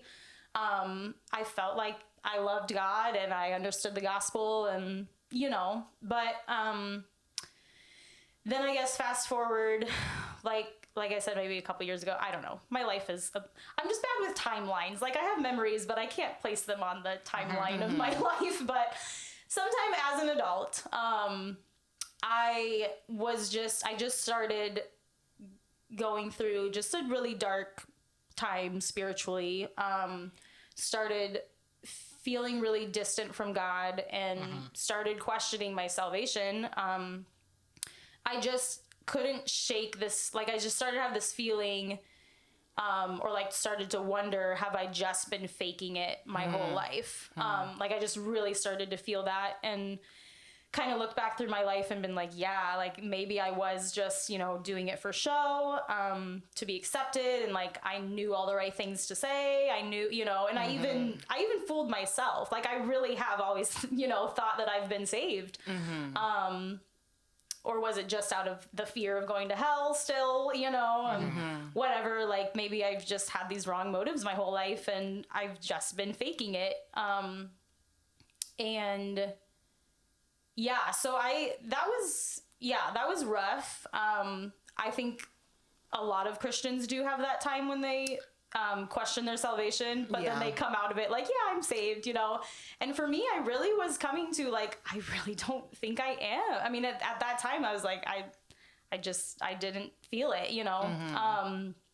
And so yeah, at that time I started, I had like this kind of picture in my head, I guess, of, it was like I was in like an interrogation room, you know, like police shows or whatever, when they're in this interrogation room and there's like the big window that you can't see out of, but it was like I knew God was on the other side watching me. Like I knew God could see me, and I would kind of, it's like I would try to pray, but it felt like he was watching me but wouldn't respond, and like wouldn't, you know, wouldn't talk to me, wouldn't like reach out or whatever. And so I would be like crying out to him, like banging on the glass, you know, trying to open the door that's locked or whatever. And I would have this image in my head, like maybe a few times. And so that was just so frustrating because it was like, yeah, I don't know. I think for a little while, like I just didn't even know what to do. If it almost felt like, if I haven't been saved yet, then I'll just never be saved or something, you know, I don't know. I mean, again, I was just very like, it was a dark time spiritually, but, yeah, but anyways, then, one time as I'm like having this picture in my head and feeling that way, like, you know, God won't talk to me, whatever. As I'm like banging on the door, then Jesus, I know, right? Jesus opens the door and comes in. And so then I like had this moment with Jesus, where like I felt, you know, loved by him, forgiven by him, like hugged him, all this stuff. And, And I think that's when I really realized, which of course I had known my whole life, but it was still like this light bulb moment of like, Jesus had to open the door. Like, I couldn't open the door. I can't get out. You know, like, I'm this criminal in this interrogation room. And yeah, God's not gonna like respond to me because I'm You guilty. don't have a representative. Like, Jesus needs to be your lawyer and like bridge that gap. Right. That's an awesome picture. Yeah. Like, it's making me cry. Yeah, like it's just the gospel. It's just Jesus goodness. was the missing, you know, the missing piece or whatever. So yeah, then like Jesus led me out of the room to be with God, you know. Jenna, this is too much. I know. And that was definitely the most emotional experience I've had with the gospel. Yeah. You know, I've known the gospel my whole life, but that was like an emotional experience with it. And it really, again, like it felt like this revelation to me that I, you know, that I should have known forever, but I don't know, it was like it finally clicked. Yeah. And so, yeah, so I do remember when that happened, having this thought, I wonder if I just got saved. And that's why I wish I would have like written down the day, because I remember that time. And I had always hated my whole life not knowing when I had been saved. So now I'm still don't know when I was saved. I feel like you could figure out like what kids you had and like. Still don't even remember what kids I had. And that's still hard like for maybe me too. I had kids. Yeah. But I don't remember. So like, did you have 3 of them or all 4? I don't even know. Okay, because that would help you like narrow it down. I don't even know. Okay. Some memories of my life, I have no idea when they. Especially when you have a bunch of kids, a lot of that is just a blur. Like, you know. Wow. Yeah. So anyway, and like I said, I don't want to say like 100% that's when I was saved. Like maybe that was just a, you know, sanctification experience or whatever you would call it. Or like the gospel entering deeper parts of your heart. Yeah. Like. Yeah. Yeah. I don't know, but there's just more and more of me that's becoming more and more convinced that that's true. So I don't know, but it's still hard for me to wrap my head around, because then I feel like I have to like rethink my whole life. Like it you know what I mean? It changes my whole past. Like, wow, if I like really you're looking wasn't at it saved, through a different lens now. Yeah, so it's still hard for me to wrap my head around, and like sometimes I forget that even happened, and I still just think like, oh yeah, I've been saved forever, you know. But it's So I don't know. Well, like, good on your parents for, like, holding off so long, because I bet it was really hard on them, like,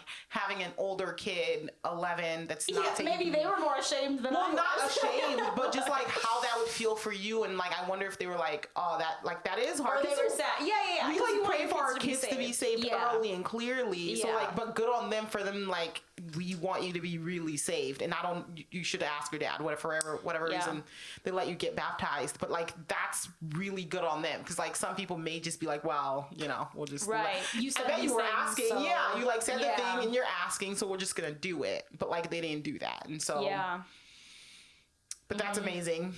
Do you feel like, did you feel scared sharing that, like fear right of now? like like I don't feel like I've been a Christian this whole time, right? It's kind of scary to share, but I think, I don't know. Like I said, it happened maybe a couple years ago or so. So I think the more that I've been able to wrap my own head around it, then I'm just like, yeah, you it's just fine. be bold today. I know. Podcasts, man. They bring it out of me. You just feel like you can tell the truth. I guess if you have a microphone, you feel like you can't lie. You gotta. Is that true? Well, I don't know. Don't politicians pretty much always talk in the microphones? That's true. They're always lying. That's a very good point. Oh, man. Yeah.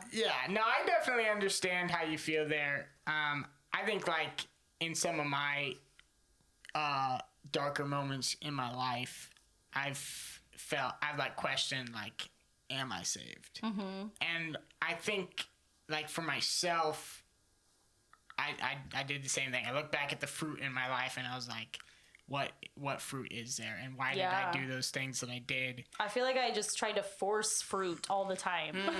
Yeah. Because you knew you had to have some. Right. I feel like for myself, like, there's a lot of things I could point to of like, yeah, that wasn't really fruit or whatever. But like, there was definitely a few things in my life that I just like don't have an explanation for why I would be like this, why this good thing is in me. I think one of those things is just like forgiveness. Like, I've never struggled with forgiveness. Like, I've struggled to find things to forgive. Because I just feel like I forgive very quickly. And like, I don't know. Forgiveness to me is like, I don't see how people, like, I'm more afraid to not forgive than anything else, because I think just like the fruit of unforgiveness in your life is like one of the most terrible things.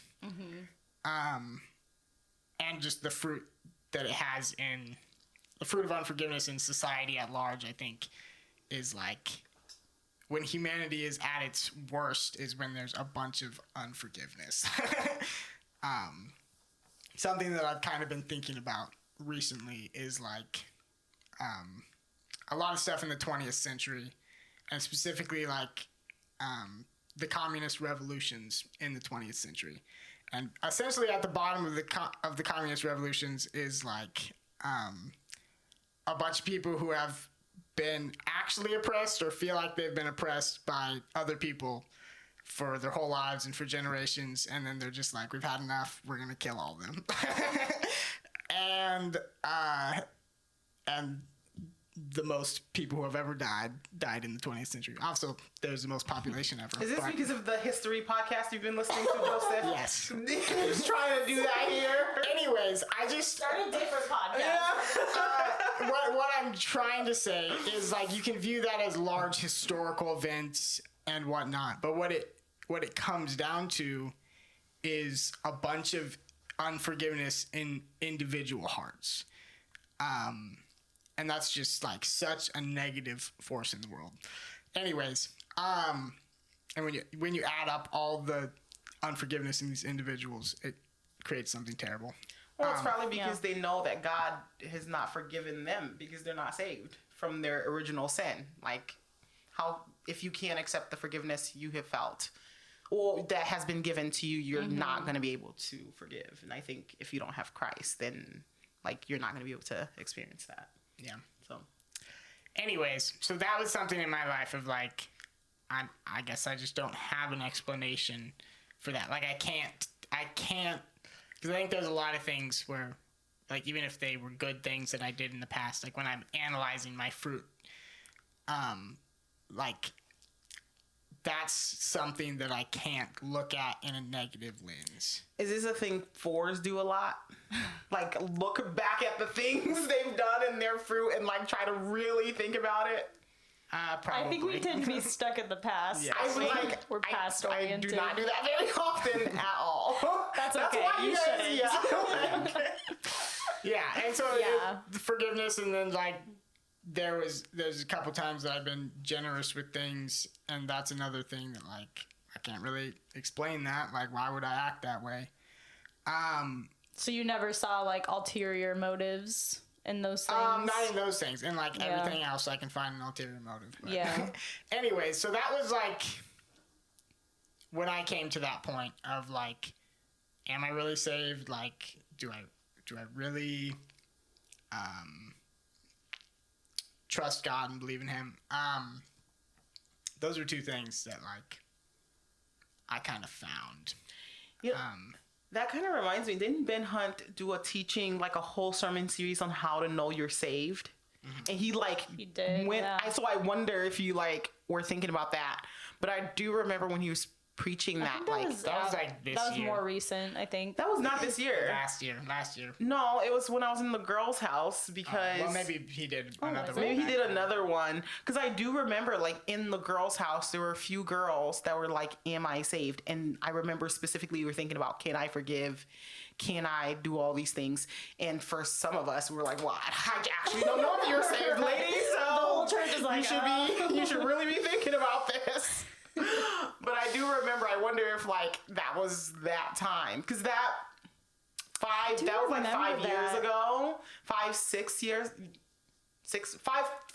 years ago was when he taught that. And I know a lot of people were like, I was thinking that was more recent. and I think you are right, he recently did one, but last year he did as well. because he was going through like First John, like the Johns, first, second, third John, because that a lot of that is about how you know you're saved and getting saved and all. Okay, yeah, maybe that's what I And all remember. that. I don't know. I But don't know.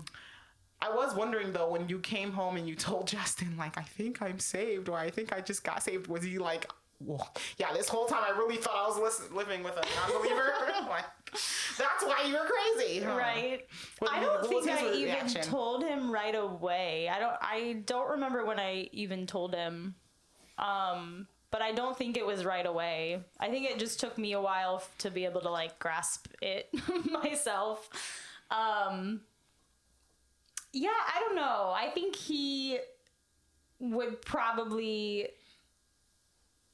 sort of deny it. Like say, oh, I think you have been saved. Yeah. You know, I mean, because that's kind of what he does. If I'm like, this is wrong, he's like, no, it's fine. So that's probably what he said is like, oh, I think you've been saved, you know? Yeah. And maybe he's right, but then sometimes I'm like, no, but this is actually true. So yeah. Well, yeah. I think it is hard to say, but like in my own thinking about it in my own life, it's like, well, is the moment I feel like I'm saved that important? Like, what I kind of like, there's a lot of statements that Paul makes in his epistles that are really confusing. Like, if there's anyone who should have assurance of their salvation, it's like Paul. Yeah. But then he will say things like, I think it's, I just always say it's in Philippians if I can't remember. But when he talks about pressing on towards the goal, and forgetting what's behind. Striving, yeah. And he says, not that I think I have already like attained the goal. Anyways, there's other spots, and it's like, what's really important is to be focused on just like, what does God want me to do right now? Yeah. And I can do that. I can do what he wants me to do because he loves me, and that's my motivation. And it's like, I don't know. C.S. Lewis has this quote where he's talking about his when he was saved, and he said basically like he went on a motorcycle ride, and when he came back, he was saved. Like it was somewhere in there, but he doesn't know. And like I just kind of take that and like broaden that out a little bit. I was born, and then I was saved. Then I was saved. Yeah. At some point, and like I don't know. I'm pretty happy with that, if I'm being honest. So I don't know if you feel similarly about that after working through that a little bit.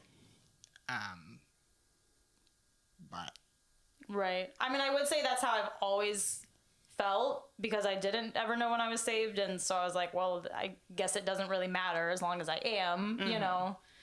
And so I would say that's still how I feel like now. It doesn't matter when, as long as I am. Now, and like you said, just move forward. So and now you have more assurance that you are. Where you're at. Yeah. And it definitely wasn't, I mean, from that point, there wasn't like a drastic change in myself, I would say, you stop doing drugs? No.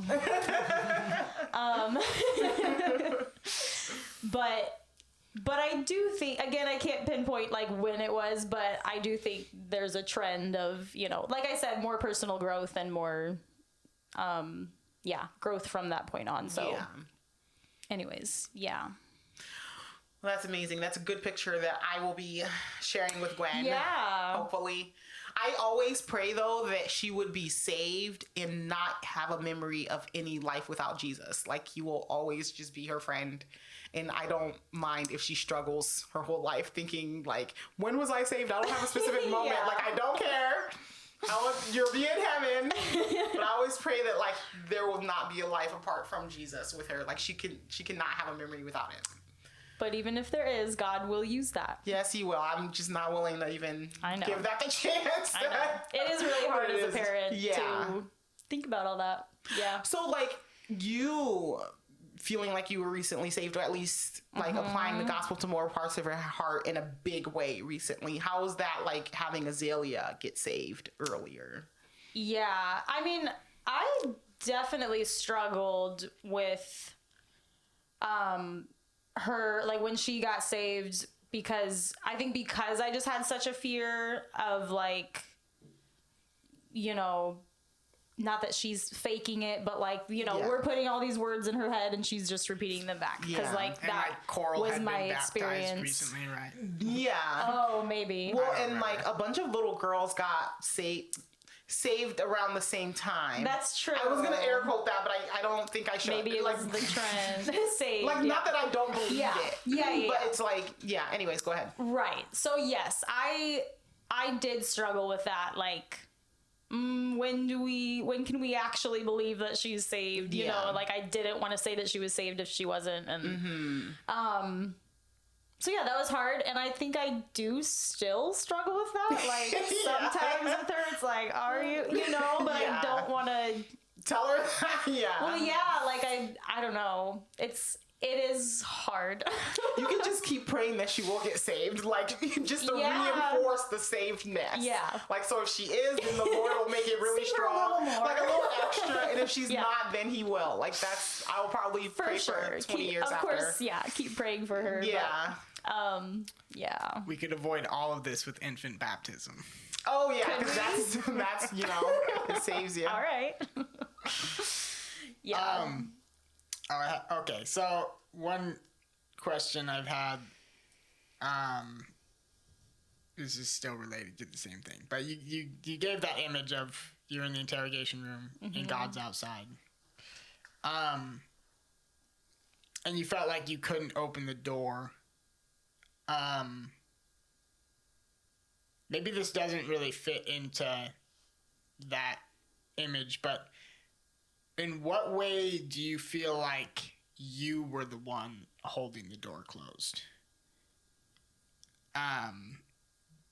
Because, like, in my own head, like, thinking about the gospel and that image, like, there is an aspect where we can't open the door. We can't have a relationship with God. But there's also an aspect where we've rejected God. Yeah. And I was a criminal. That's why I was there. Yeah. Like, yeah. okay. I guess is how I would describe it. But gotta stick with the, you know, the story. Yeah, I don't... Like, why wasn't I saved for so long? Is that your question? Or, like... What's your problem? I guess, like, myself, when I've had, like, a breakthrough, whether it's in, like, Renew or whatever, I guess I just have, like, the recognition of, like, there was a part of me that wasn't willing to let go of something. Yeah. And I'm just wondering, was there some aspect of that in there? I mean, probably the biggest thing in my life that is that, like, idol is just caring way too much about what other people think of me. And so I think the issue was like, I had myself so convinced that I was saved, because if I wasn't, then, like, the shame that I would feel from other people, I wanted to avoid that. I guess that would have been unbearable probably. So I guess that's the way I held myself back was like, I just lied to myself for so many years, because of what other people would think of me. Yeah. Yeah. Yeah. Like you felt like you couldn't allow yourself to really take a look at it. Yeah. Because then you might have to admit Yeah. something that would be painful. Which would then like prevent Jesus from coming in and giving you the gospel. Right. Because you're holding on so tight to Because I your already lie. know the gospel. Right. You Like, would be open to it. Yeah. That- Yeah. So I do definitely think God had to bring me to that like really low place, you know, where I was feeling really, where like he was kind of ignoring me, as you know, he was showing me like, hey, you're sinful and I can't, you know, interact with you like you thought that we were all these years, but like he had to make me feel that separation. But I feel for like me to it's do something about it. even beautiful that he's even there and you can see him. Yeah, well, I couldn't see him. Oh, okay, right. You But know how like know he's the double glass where like you're the looking at your double reflection. exactly right. Like I can only see myself, but yeah, like But I he's like knew right he was there. He's just out of reach for you. I knew that he was like watching me, but like wouldn't respond. Yeah. So it was a really frustrating feeling. Like why are you just? Why aren't you helping me? Why aren't you doing something? And it's like, well, because you're not mine yet. Right. Right. That just gets me into all the lawyer thingies, like all the connections you can make to like law and like the shows, I know. Criminal Minds, like all of this is tied in. Yeah. Maybe I just watched too many TV shows. TV can save your kids, people. I think a great part about the gospel though is that like I can definitely understand like feeling like God is on the other side and he's watching me, but like you know, John 3:16, for God so loved the world that he sent his only son. Like, yeah, Jesus brought God's love into the world in a sense, and revealed it to mankind, but he was revealing the Father's love. And I think that's something that's just really wonderful to know that, like, it's not that there's an angry God and a loving Jesus. It's like Jesus is the Father's love revealed to us. Yeah. Because Jesus led me out of the room to be with God. Like it wasn't enough for just Jesus to be with me. I still needed to like to come out, be with God. Yeah. And that's something that comes up for me a lot when I do renew and stuff. Is I very much separate Jesus and God in my head. So like a lot of times I am good with Jesus, you know, if they ask like, oh, what would Jesus say? Like I'm good with Jesus, but I often feel like an issue with God the Father. You know? So so I do have to remind myself like they view me in the same way. Well, I feel like there's something intimidating about that God the Father. Yeah. It doesn't feel very personal. Whereas like I'll call you Jenna, like that feels very personal, like a first name. We're calling him Jesus. Yeah. So there's just and he did come to earth and live a perfect life, and there's that connection. Whereas I feel like when I think about God the Father, it feels more like there's a lot more majesty there. There's a lot more like respect there. There's a lot more distance there. Right. But like that's not what he wanted. That's why there's Jesus to build that bridge for us. But I feel like that's why there's just a lot of intimidation. And a lot of people have problems with their father. So like God the Father is just like he's like a reflection of exactly. Yeah, see, I feel like almost the opposite there. Really? Because like I have a father. I don't have a Jesus. I mean, I see what you're saying. Like it's familiar because you have a dad. Yeah. Who can be that representation for you. And I do feel like my dad is a great representation of God. Yeah. At least in my relationship with him, he's definitely been like I feel like people might get the idea from like the outside that he's like more of a strict person because he kills raccoons with Swiffers and but like he's just okay with you wherever you're at. Like you can be struggling with literally anything and he's just okay with it. Well, I've never felt like he needed me to change, so I guess I can agree with that. So I would say like when I've been at the darkest moments in my life, at least in my own personal struggles, I've definitely felt like my earthly dad is just a perfect representation of my heavenly father. And I know a lot of people don't have that. So Why do you point at me when you say that? I am extremely grateful that I have him as my dad. But yeah, I'm sorry if I pointed at you. I was just making a joke, but you did. Well, now I have him as a dad too, so it works out. Yes, he's your dad. So Jenna, what we gotta completely shift topics. That's okay. Yeah, are we like going way over? No, it's probably like 1 hour. What? No, I have. What? Oh, It's 8 o'clock. So we've been going. Almost 2 hours. yeah. Oh dang! We're like speed round. People keep telling me This that is really we interesting, need though. more lighthearted stuff that they can I've actually. literally never heard No that one's gonna before. walk up to Jenna and talk to her about all this stuff. I mean, they might. But they might now. might now. That, Yeah. Or You know, I loved what Ben Wynette said when he was on here. Yeah. He's like, I will share anything. It's just people don't ask, you Yeah. know? Yeah. So that's why I think this is great because, like, we wouldn't just normally sit down at family lunch or something Okay. and, like, talk about this. But I think it's, you know, it's great Yeah. to talk about it. when you say people, do you mean Elena? I've heard that from Elena. Like she's the only one that's been like, well, I don't know what I'm gonna talk to them Is she the about only now. one that gives feedback on this? Well, no, probably I need more stuff from right now because that's what she's told me. Yeah. Oh, Yeah. yeah. So we can get to the stuff about right now. Well, a question that I really love asking people is, what do you love about each of your kids? Oh, well, I have a lot.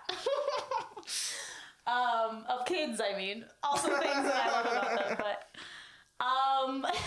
Azalea just asked me this the other day, and so I had to go through the list. And I don't remember what I said. But let's see. Azalea, I love that she is very creative and she shows her affection through creativity. So like just today, she drew me a picture and it was like a very, I don't remember what it said, something about mom and Azalea or whatever. and so I said that, I was like, I love that you like show your love through art or something like that. I don't know. So I think that's cool. Eloise is such a she just really loves to help people and care for other people. And she is the kid who will like give the last cookie away. If there's one last cookie, like she'll give it away. So she's just very selfless, and I pray that will not come back to bite her someday when she Gives away her whole feels house taken or advantage something. of by Yeah. people or something. I don't know. Do you feel like she might be the next Kurt Jurgensmeyer? Like, is she Kurt Jurgensmeyer reincarnated? Like in what way? Yeah, I just feel like she could probably kill a raccoon with a Swiffer, but then she also cares a lot about other people's problems. Yeah, she could probably kill a raccoon with a Swiffer. Probably. Yeah. And then let's see. Winston is he's just a really cool dude. He's my buddy, and he is he's also very like thoughtful of other people, and is just a very good friend. When I see him playing with other kids, and especially like younger kids, like he's just very gentle with them, and yeah, I don't know. He's a good friend. And he's also very impressive, like building with blocks and stuff. He builds really cool things that I'm impressed by. Maybe it's just me being his mom. But, and then Remy, my goodness, I've never had someone who loves me as much as Remy. Never in my life. So I'm just soaking it all up because he is my last baby, and he is very affectionate. I won't say clingy, I will say affectionate. And I do love that about him. he's that way with his siblings too. Like if anyone else gets hurt, he'll like give them a hug and say, "Are you okay?" And so he's very gentle and affectionate like that. So. Yeah. I was thinking as I was driving here, like in 15 years or so, like you guys are gonna have a whirlwind transition from being like the parents of 4 kids to empty nesters. Yeah. It's going to be really crazy. I can't even like think that far in the future, but yeah. Well, it'll be about 15 years, right? Because Remy's 2. Yeah. So, be about 16 years. 16 years. Yeah. When you picked your kids so up far away, recently, Remy was like, "Mom!" And then he was like pulling on all of his siblings. Like Azalea was trying to finish a coloring. He's like, "No, we need to leave now." Like he acted like I was beating them the whole time. He was so excited to go. But I like about Winston, like I feel like just a couple or a few years ago, it seemed like he was very stubborn. But now, like recently when I was at your mom's house, he just was so friendly and agreeable. And, you know, he had thrown something and it hit his sister. So then I was like, well, you have to come over here until you're repentant. Which I was like, well, okay, until you're sorry. Yeah. And it was like just a couple minutes. And then I was house. like, well, are you sorry? He was like, yeah, I'm really sorry. You know, I was like, are you going to tell her you're sorry and give her a hug? Yeah, I am. Are you going to do it again? No, I'm never going to do it again. And it was just so sweet. It just warmed my heart. And I was like, I've never had a turnaround like that. Like a kid that's just so sweet and wants to make it right. Sweet. Yeah. And he did go down and made it right. And I was like, that's such a shift of like, I feel like kids mature so quickly. Yeah. Yeah. He definitely has his moments like that where he will but then he have like, a wants to rough make time, it right. Yeah. But he like, comes wants to out make of it it right. and yeah. That was very sweet. So you'd mentioned recently that you've kind of gotten into writing songs. Mm-hmm. What is it about songwriting that I guess grips your attention? And yeah, I mean, I would say it's one of the most fulfilling feelings I have ever had when I write a song. I don't know why I was never able to do it before. I kind of think of my musical like career, not that it's a career, but like I said, I used to do a lot of music before having kids, and then I guess, you know, for maybe 5 or 6 years when I had kids, like I didn't get the opportunity to do a lot of musical or creative stuff until more recently. And now that I've kind of gotten back into it, I think, yeah, it's just really rekindled that joy of like using creativity. And I think it's just the way that God like made, I think it's okay, not that songwriting is my spiritual gift, but like I do think that my spiritual gift is like creating beauty. Whether that's through music or that could be a lot of different ways. And it doesn't mean that I'm like amazing and I create the most beautiful things, but it's just when I am being creative, whether it's just singing or whether it's writing something, it does feel like I am reflecting God because he creates beautiful things. And so like, by imitating him in that way, it feels like I'm worshiping him. It could even be I've written songs that aren't even like about God, but it still feels like an act of worship, you know? And it's a way I can bless other people too.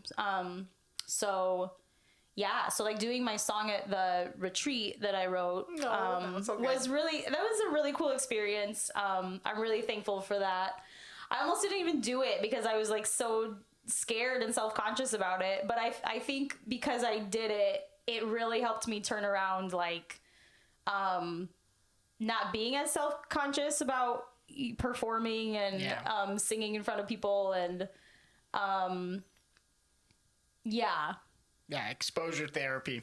I think so. You faced your fear, and now you realize you have nothing to be afraid about. I think so. Well, I also like one thing that I noticed. I think I've always been so self-conscious about it, or people would like tell me I'm so good, and so then I would be like cocky about it. Like, okay, I guess I can, you know, agree that I'm good, but I was still always like chasing that validation, you know, that I'm good at singing or whatever.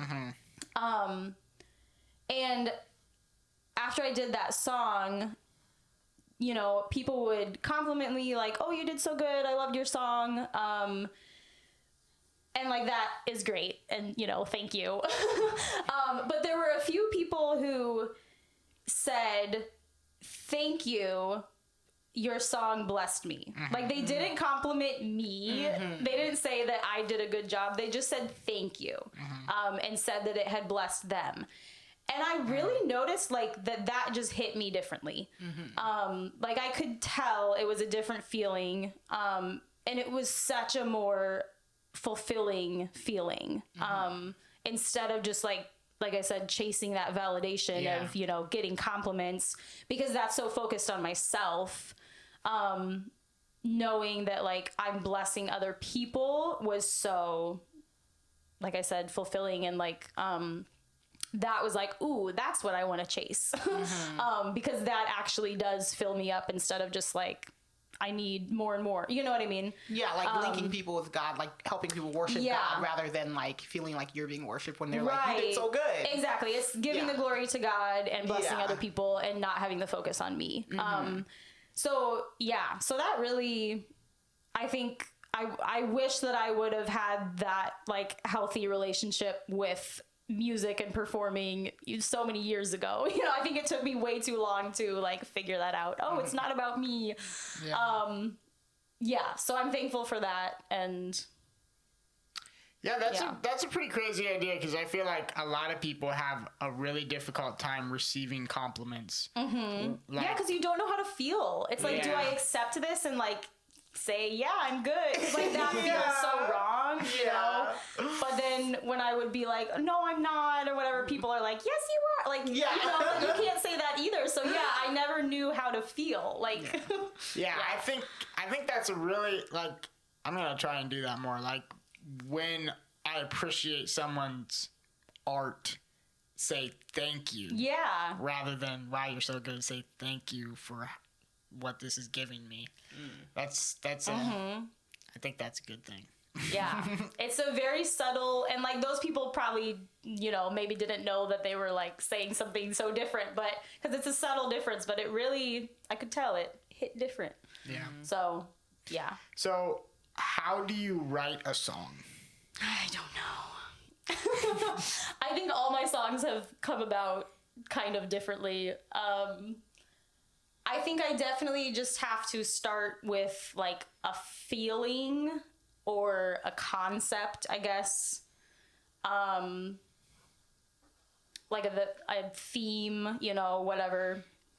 And then once I'm like feeling all of that and words start coming, I want to be better about this. I think this is how I should do it.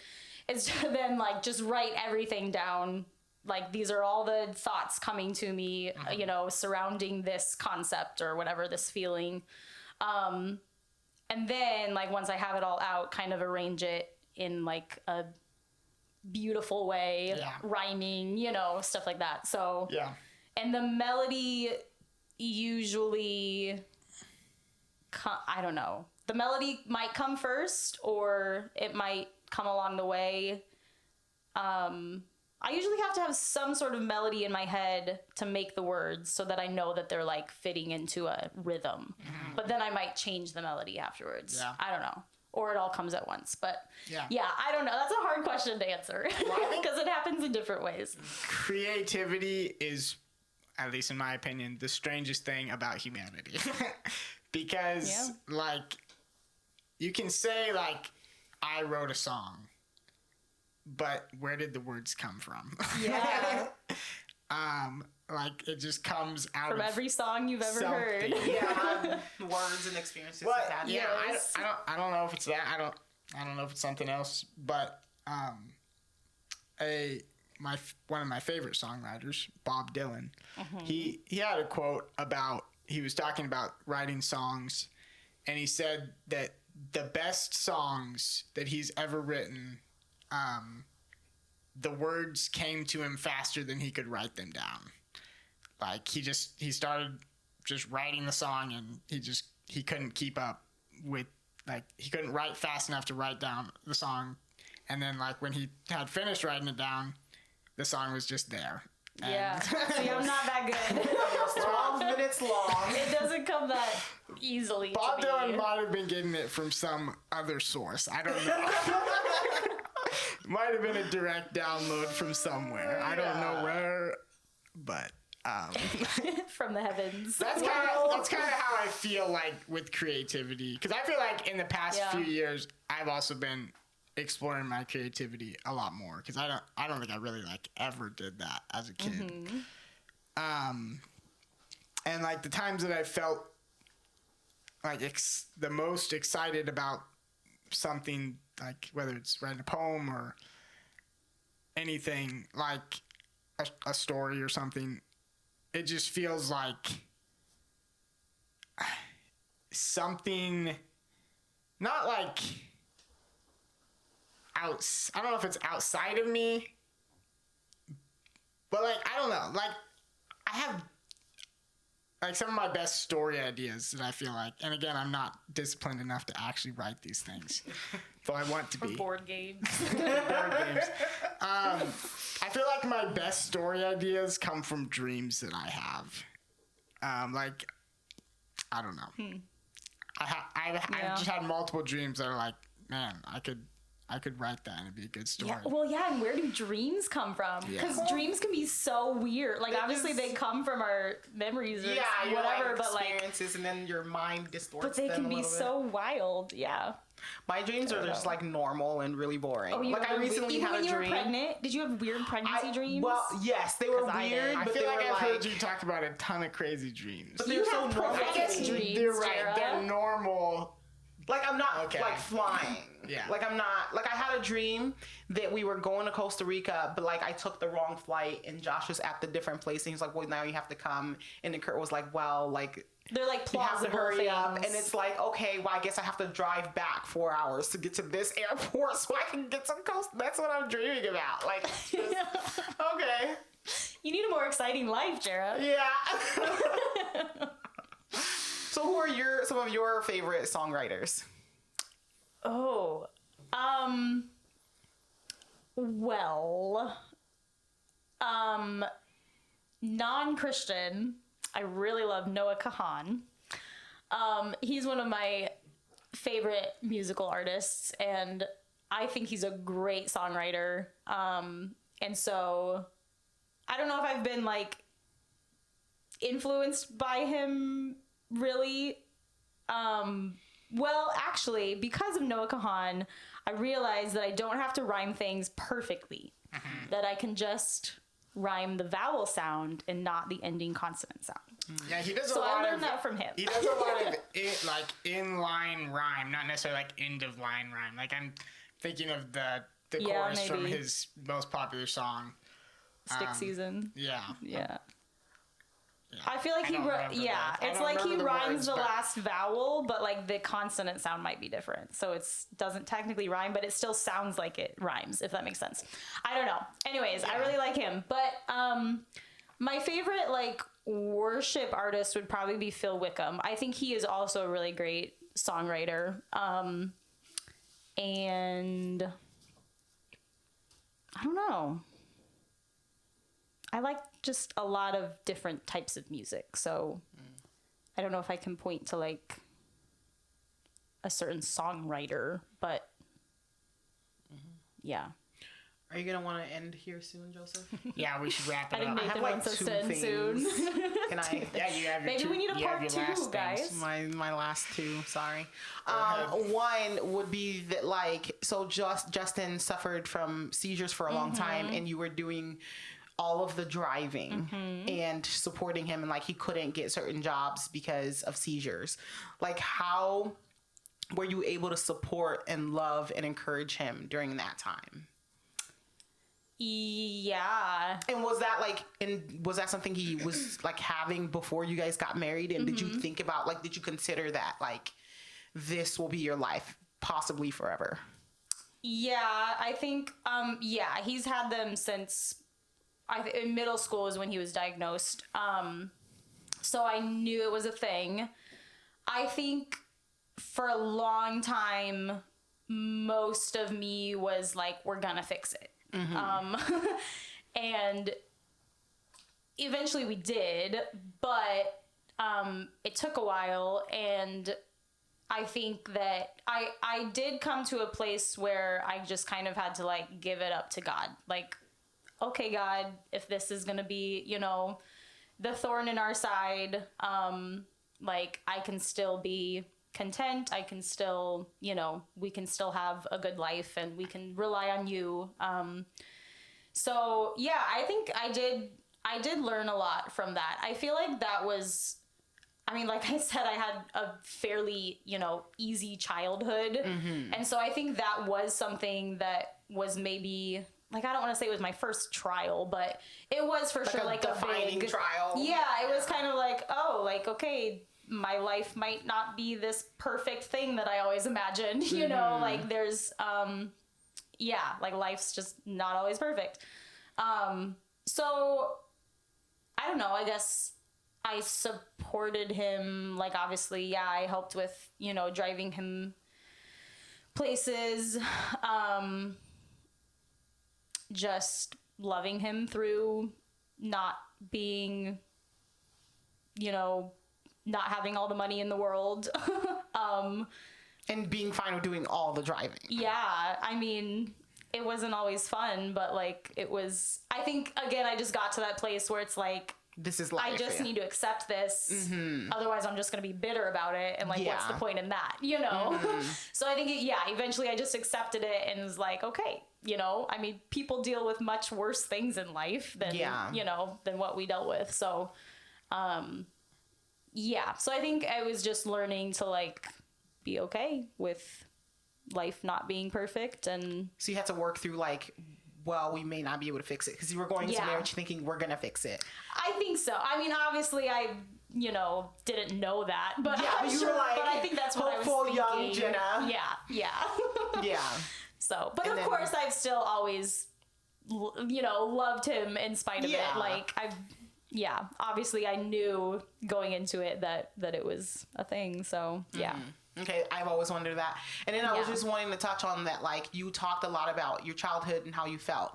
And you weren't saying that, like, this was the reality of things. You were saying that this is your perception of things. Yeah. So, like, I feel like a lot of times when people, you know, they're going through something in their family, or they have some way they feel, they feel like they can't say it because it'll make their parents look bad.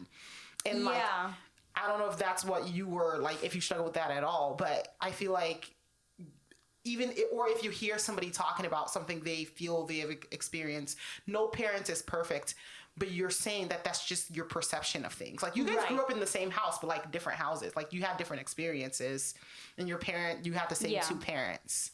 So is that what you were saying? Like, that it was your perception of life? And not necessarily your parents. For sure. I mean, yeah, like I think I can definitely recognize that especially now that I have been able to like tell other people and even some family members, and they've been like, what? You know, like surprised. And I think that has really shown me like, okay, like maybe some, you know, this was just well, it doesn't mean your feelings aren't valid. Yeah. They're still valid, but it's like, okay, not everyone, you know, saw me this way or saw the situation this way or whatever.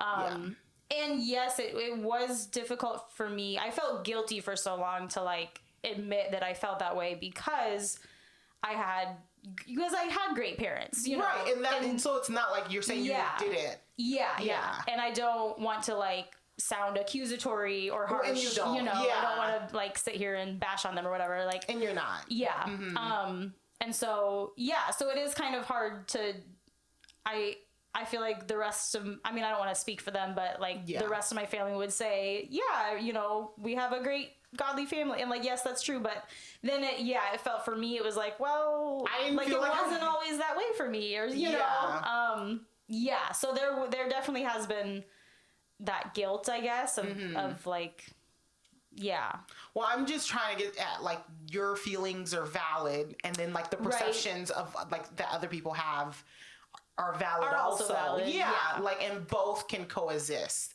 And Yes, if you're absolutely. struggling, you don't have to be scared to share that because Yeah. you're worried about how like other people will be perceived. Because Yeah. like, if they're believers and they're loving and they're doing their best, like what matters is how God sees them, like, which is what you've been talking about Yeah. this whole time. Yeah. Exactly. Yeah. I mean, I would definitely say like, Well, and it gives you a lot of freedom to be able to speak truth because you're like, it doesn't say anything about your parents. right. You're talking about your relationship with God. Right. Yeah. For sure. Like a lot of it was on me, you know, like Well, whether not it even was- to blame you or anything. Well, yeah, Just, I mean, a lot of the issue was mistakes that I made, and a lot of it was also just like my personality and just you know, and like in the no situation. parent's perfect and no family's Yeah. perfect. So like, it's just a perfect storm to bring someone to God eventually. Right. Yeah. I just wanted to ask about that. I Yeah. think that's it for me. Yeah. All right. Well, that seems like a good spot to end the podcast. Thank you, Jenna, very much for Yes. doing this. And Yes. we had This was fun, guys. great conversation, I feel like. We should have you back soon. I feel like if we had a third host, it would probably be Jenna. That would be nice. Oh yeah, that would.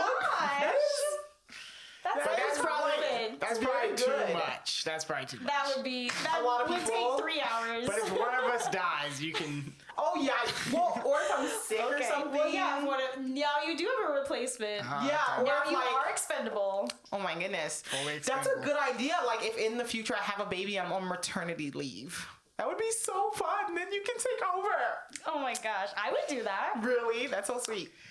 That'd be fun. That's so exciting. You guys do great with it, though. I'm glad Thank that you. it's you guys doing it, but I hope it's you one day. Yeah, to all our listeners and viewers, thank you very much for your time, and thank you just for supporting us. You don't really support us that much, but I really thank you for your if you made it this far, then- you don't support us monetarily, but I really appreciate all the feedback that we've been getting. Yeah. People have been saying the podcast is great. I will say though, a lot more people could be listening to the podcast in New Life. So if you do enjoy the Tell your podcast, friends. tell your friends. like and Just subscribe. tell them that it's changed your life, See, I'm even if good it at it hasn't. already. You're so good. Who do we have on next week?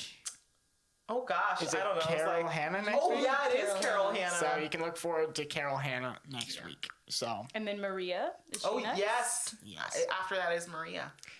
I don't think we can take a break. We have so many people lined up. Yeah, but if you that's want to be great, on the guys. podcast, let us know.